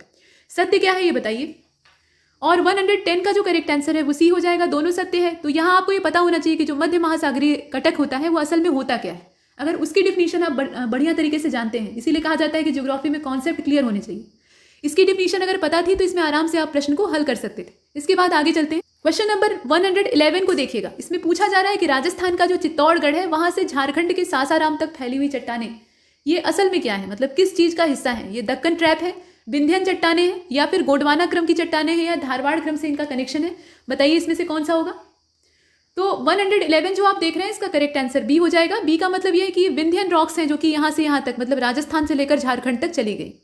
इसके बाद आगे चलते हैं, क्वेश्चन नंबर 112 को देखिएगा। यहाँ माउंटेन पास जो है उनके विषय में क्वेश्चन पूछा गया है कि यह दर्रा लद्दाख क्षेत्र में स्थित है। ठीक, और यह जम्मू और श्रीनगर को जोड़ने वाली सड़क को अपने अंदर से गुजरने देता है। मतलब जम्मू और श्रीनगर को जोड़ने वाली जो रोड है वो यहीं से होकर गुजरती है। और इसके अलावा यहाँ पर जो जवाहर सुरंग है वो भी स्थित है। जवाहर टनल यहीं पर सिचुएट करती है। तो बताइए ये दर्रा कौन सा है? बनिहाल है, बड़ा लाचा है, शिपकीला है या पीर पंजाल? तो 112 का जो करेक्ट आंसर है वो ए हो जाएगा। ये बनिहाल दर्रा है। इजी क्वेश्चन था, इसमें आराम से आप जवाहर टनल दे दिया है तो वैसे भी गेस किया जा सकता है। इसके बाद 113 को देखते हैं, which of the following are right bank tributary of Ganga. मतलब निम्नलिखित में से कौन सी नदियां गंगा की दाहिनी सहायक नदियां कही जाती हैं, दाहिनी ओर से उसे सपोर्ट करती हैं? तो यहाँ पे टोन्स, पुनपुन और यमुना का नाम दिया है। बताइए इसमें से कौन सी होंगी? दक्षिण की ओर से यानी दाहिने ओर से सपोर्ट करने वाली। और क्वेश्चन नंबर 113 का डी हो जाएगा। ये तीनों नदियां जो है ये दाहिने किनारे से ही सपोर्ट करती हैं। तो जरा कमेंट बॉक्स में उन नदियों के नाम जरा बताइएगा जो कि बाएं किनारे से गंगा को सपोर्ट करती हैं, उसकी ट्रिब्यूटरीज है। ठीक, आगे चलते हैं, क्वेश्चन नंबर 114। 2800 से लेकर 4800 मीटर की जो ऊंचाई है वहां पर पाई जाने वाली जो वेजिटेशन होती है उसको क्या कहा जाता है? एल्टीट्यूड भी काफी मायने रखता है। सिर्फ जो अक्षांशीय विस्तार है उतने पर ही वनस्पति का विकास निर्भर नहीं करता है। ऊंचाई कितनी है उस पूरे उच्चावच में, वो जो क्षेत्र है उसकी ऊंचाई कितनी है ये भी मायने रखती है। बहुत ज़्यादा ऊंचाई होगी तो वहाँ ठंडक होगी, तापमान कम हो जाएगा और ऐसे में वहाँ पे वेजिटेशन का जो विकास है वो अवरुद्ध हो जाएगा। ठीक, और एक मध्यम ऊंचाई रहेगी तो वहाँ वेजिटेशन होगी। तराई क्षेत्र में और सघन होगी, वहाँ की जलवायु दूसरी होगी। तो इसमें से कौन सा होगा? ये ट्रॉपिकल वेट डेसिडुअस फॉरेस्ट है या फिर थ्रोनी फॉरेस्ट और बुशेज हैं या ट्रॉपिकल एवरग्रीन फॉरेस्ट है या एल्पाइन फॉरेस्ट है? इस प्रकार के जंगलों को क्या कहा जाता है? यहाँ जो एल्टीट्यूड है उसी के आधार पर आपको डिसाइड करना है। और 114 का जो करेक्ट आंसर है वो इसमें से देख लीजिए, पहले डी वाला हो जाएगा। डी वाले का मतलब ये हुआ कि अल्पाइन फॉरेस्ट होते हैं, मतलब इस प्रकार के जो जंगल हैं वो अल्पाइन प्रकार के होते हैं, बहुत कुछ खास इसमें पैदा नहीं होता है। इसके बाद 115वें को देखते हैं, which of the following is not correctly match. यहाँ कान्हा किसली जो है वो मध्य प्रदेश में लोकेट करता है, चंद्रप्रभा की जो लोकेशन है वो यूपी में है, नंदन कानन जो है ये कर्नाटक का है और शिव प्रभा जो है ये मिर्जापुर उत्तर प्रदेश में है। तो आप ये बताएंगे कि इसमें से सही ढंग से मेल कौन सा नहीं खाता है, देख लीजिए। और इसमें अगर आप देखें तो सी वाला हो जाएगा। नंदन कानन का जो दिया हुआ है ये यूपी में दे रखा है, माफ कीजिएगा कर्नाटक में दे रखा है, और ये वाला गलत है। इसमें ये गलत कैसे है? असल में ये नेशनल पार्क, इसमें जो जूलॉजिकल पार्क है नंदन कानन, इसका शाब्दिक अर्थ होता है गार्डन ऑफ हेवन, और ये ओडिशा का जो भुवनेश्वर शहर है वहां पे स्थित है। इसकी लोकेशन ओडिशा में है, यहाँ कर्नाटक दे रखी है, तो हमने सी वाले को चुना है। इसके बाद 116वें प्रश्न को देख लेते हैं। यहाँ पूछा जा रहा है कि उच्च तापमान 25 से 32 डिग्री सेल्सियस होता है, भारी वर्षा होती है और लेटेराइट और चिकनी मिट्टी यहाँ पर पाई जाती है। लेटेराइट प्रकार की मृदा होती है और कैसी होती है, क्ले सॉइल होती है। इसके अलावा इसका जो क्षेत्र है वो केरल और कर्नाटक वाले इलाकों में पाया जाता है। तो इस तरह की जो जलवायु और मिट्टी है, इसमें कौन सी फसल बेहतर तरीके से पैदा होगी, यहाँ किसके बारे में जानकारी दी गई है। तो ये चाय है, कॉफी है, रबर है या कॉटन है, इसमें से कौन सा होगा। तो आप जानते हैं कि भारी वर्षा तो ठीक है, लेकिन यहाँ जो चिकनी मिट्टी है वो पानी को रोकती है, और ऐसी जो मिट्टी है पानी रोकने वाली, इसमें कॉफी और चाय तो होने से रहे, इनकी जड़ें ही खराब हो जाएंगी और पत्तियां खराब हो जाएंगी, तो ये तो होंगे नहीं। अब बचता है कपास और रबर। तो कपास के लिए आप जानते हैं कि काली मिट्टी वरदान होती है, और क्षेत्र जो है वो केरल कर्नाटक नहीं होता है, तो इसमें बचता है रबर, और रबर वाले को हम चुन लेते हैं। रबर के पौधों के लिए या जो वृक्ष होते हैं उनके लिए ये जलवायु और ये जो पूरा कंडीशन यहाँ पर दिया हुआ है ये एकदम से परफेक्ट। इसके बाद 117 को देखते हैं। Which of the following statement is not correct. Baglihar परियोजना ये चेनाब नदी पर है। इसके अलावा दुलहस्ती परियोजना जो है ये रावी पर बनी हुई है। किशन गंगा प्रोजेक्ट जो है वो झेलम पर बना हुआ है, और कलसी डैम प्रोजेक्ट जो है वो सियांग रिवर पर बना हुआ है। इसमें से सही कौन सा है। लेकिन यहाँ पर जो सही ना हो उसकी तलाश करनी है, तो देख लीजिए और बताइए। तो देखिए, दुलहस्ती परियोजना जो है ये चिनाब पर बनी हुई है, रावी पर नहीं बनी है। यही एकमात्र इसमें गलत है, और बाकी सभी जो है उनको भी एक बार देख लीजिएगा, क्योंकि वो तथ्य हैं और पूछे जा सकते हैं। दुलहस्ती का जो ढांचा है वो किस पर है, वो चिनाब पे बना है। बी वाले को हमने चुना है। इसके बाद 118वें प्रश्न को देखिए। Which of the following are important mining field of uranium. मतलब इसमें से यूरेनियम का महत्वपूर्ण उत्खनन क्षेत्र निम्नलिखित में से कौन सा है। तो जादूगोड़ा, नेल्लूर और उदयपुर का नाम दिया हुआ है, और डी वाले ऑप्शन में सभी को सही बताया है, तो इसका डी ही हो जाएगा। इसमें जितने क्षेत्र आपको दिखाई दे रहे हैं वो यूरेनियम के खनन से जुड़े हुए हैं। जादूगोड़ा जो है ये इलाका बिरहोर आदिवासियों का क्षेत्र है, और यहाँ पर यूरेनियम जमीन में दफन था, बाद में इसको खोद कर निकाला गया, तो ये यहाँ पे काफी महामारी जैसी स्थितियां पैदा कर रहा है, तो इसे हमने देखा। फिलहाल इसका डी वाला सही है। ठीक, डी वाले को हमने चुना है। 119वें प्रश्न को देखते हैं। रंगित हाइड्रो पावर प्लांट ये किस राज्य में स्थित है, उस राज्य का नाम आपको बताना है। तो यहाँ मध्य प्रदेश, अरुणाचल, सिक्किम और मणिपुर दिया हुआ है, इसमें से कौन सा होगा। क्वेश्चन नंबर 119 को आप देख रहे हैं, इसका सी हो जाएगा। ये सिक्किम राज्य में है। ठीक, रंगित हाइड्रो पावर प्लांट जो है ये सिक्किम राज्य में है। इसकी लोकेशन बहुत अच्छे से देख लीजिएगा।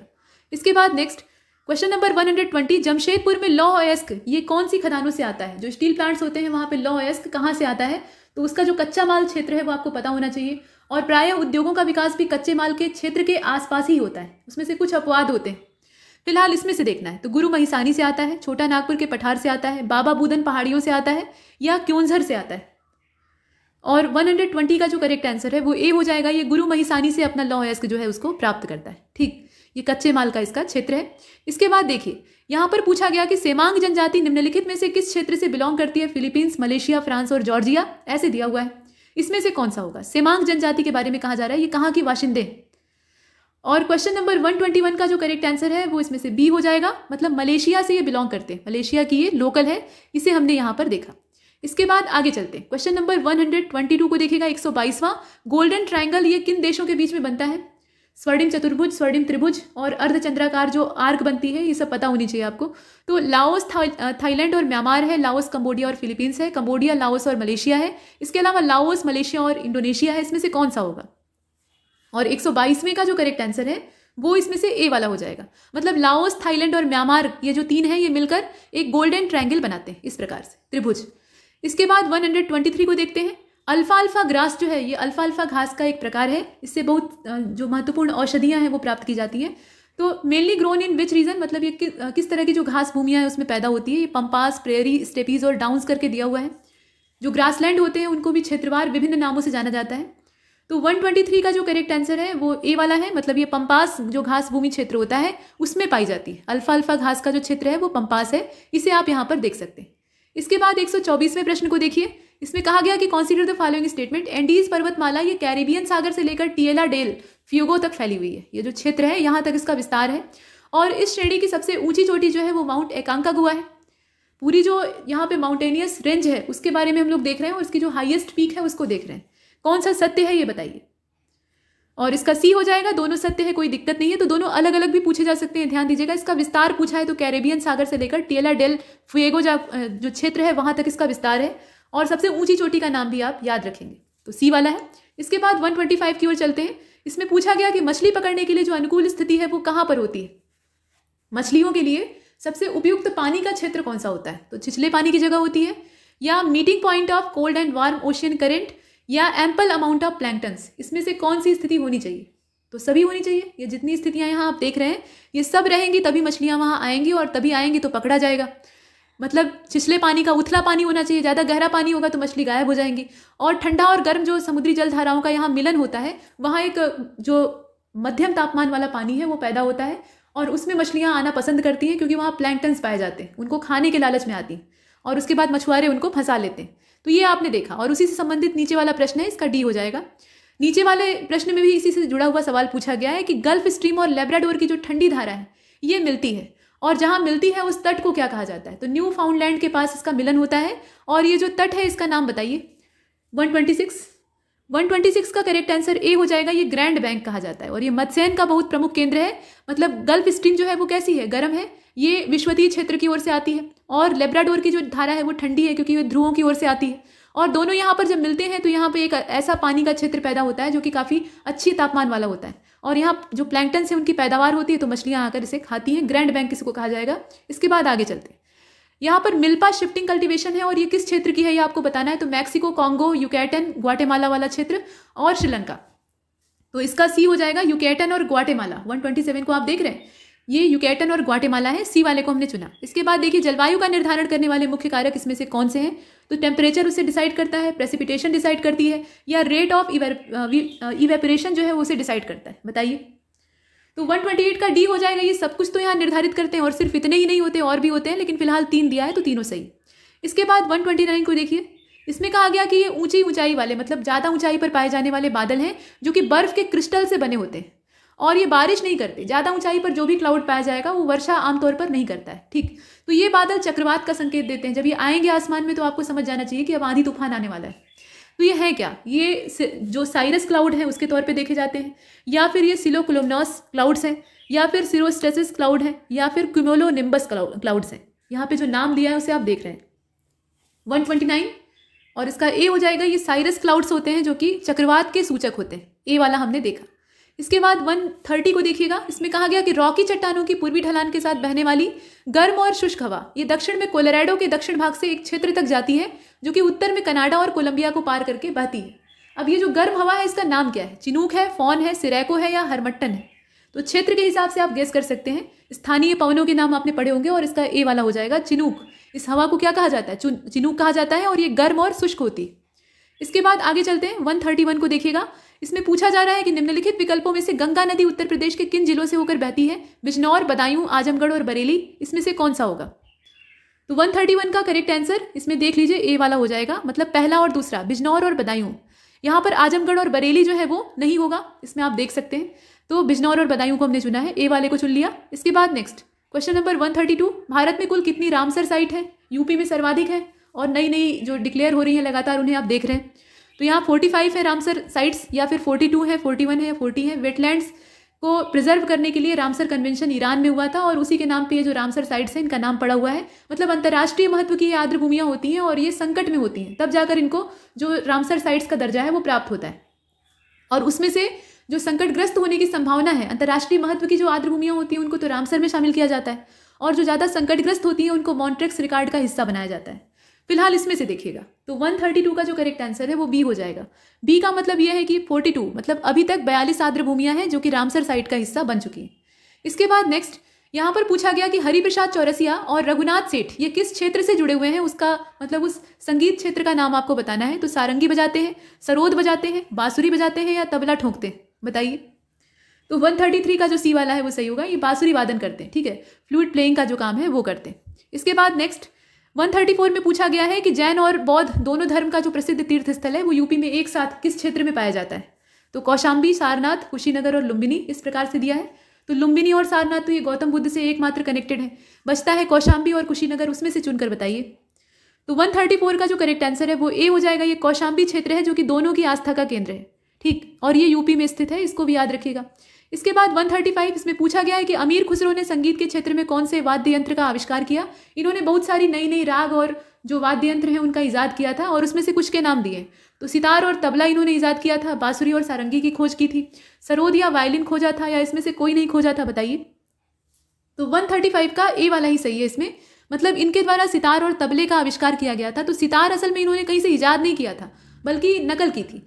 हमारे यहाँ वीणा का प्रचलन ये वैदिक काल से ही है। रुद्र वीणा और भगवती वीणा, इस प्रकार से वीणा की दो वैरायटी पाई जाती है। माता सरस्वती जो बजाती है वो भगवती वीणा होती है, और जो भगवान शिव वादन करते हैं वो रुद्र वीणा होती है।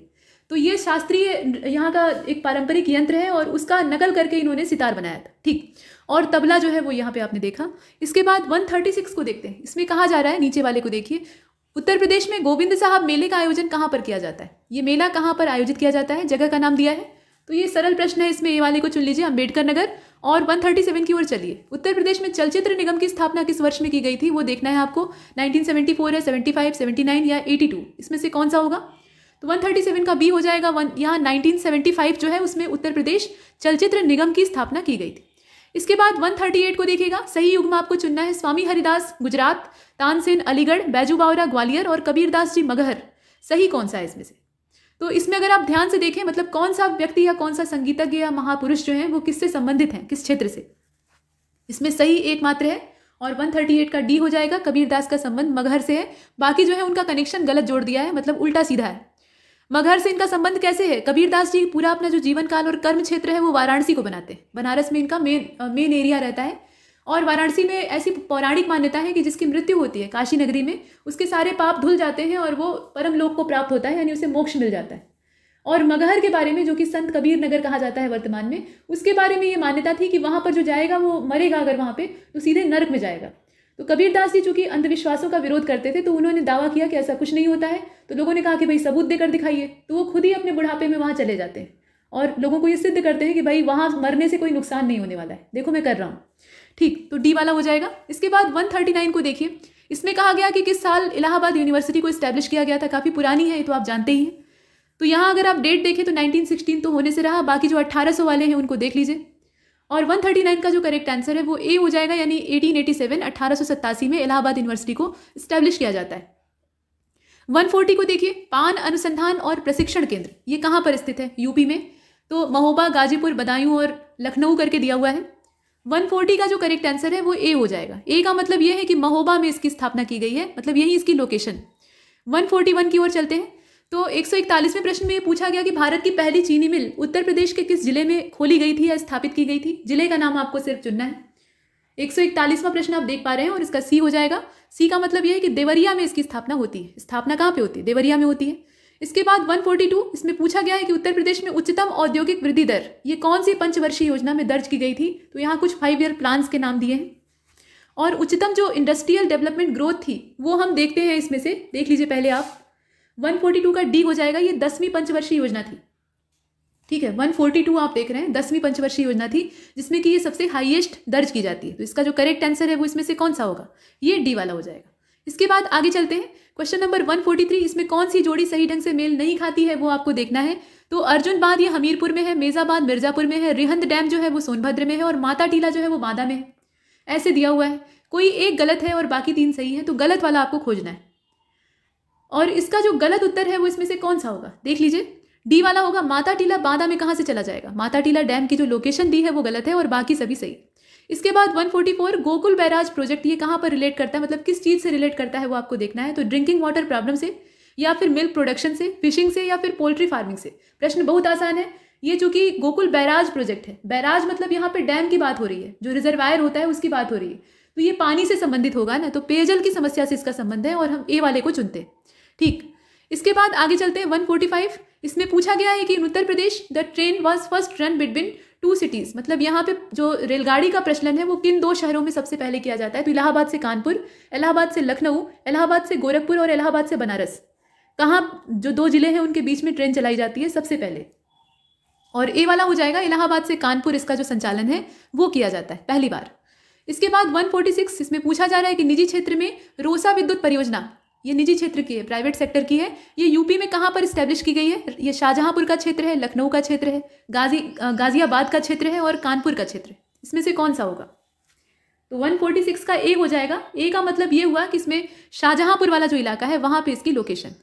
ये सब फैक्चुअल होता है, इसमें देखते हुए बस चलना होता है। इसके बाद जो 147 इसमें पूछा गया है कि निम्नलिखित में से कौन सी विद्युत परियोजना सही ढंग से मेल अपने जो स्थान है उसके साथ नहीं खाती है। तो दादरी गाजियाबाद, रिहंद सोनभद्र, टांडा अंबेडकर नगर और सिंगरौली सोनभद्र।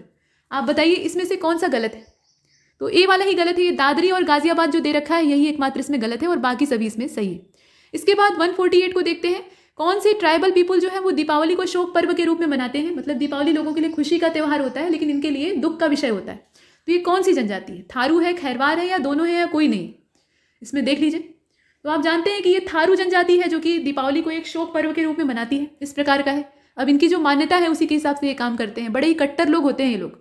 इसके बाद 149 को देखिए, name the first national park in Asia.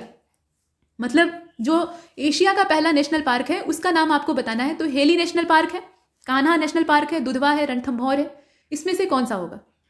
तो इसमें अगर आप देखें तो हेली नेशनल पार्क जो है उसी का नाम आता है। अब ये हेली का नाम अभी चेंज हो चुका है, नया नाम क्या है जरा बताइएगा, इसको वर्तमान में हम किस नाम से जानते हैं।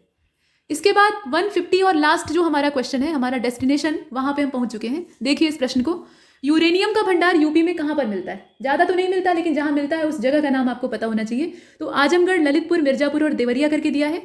और इसमें प्रश्न आसान है, गेस करने के लिए विकल्प भी सरल है। ललितपुर होगा, ललितपुर में यूरेनियम एकमात्र पाया जाता है और उसे हम लोग यहाँ पर देख रहे हैं। तो यहाँ तक हमने 150 प्रश्नों का ये जो पूरा महासंग्राम था इसे कंप्लीट किया है। और इस टेस्ट सीरीज का जो ये क्रम है यहीं पर बंद करते हैं, लेकिन ये सीरीज आगे जारी रहेगी। ठीक है, तब तक के लिए नमस्कार।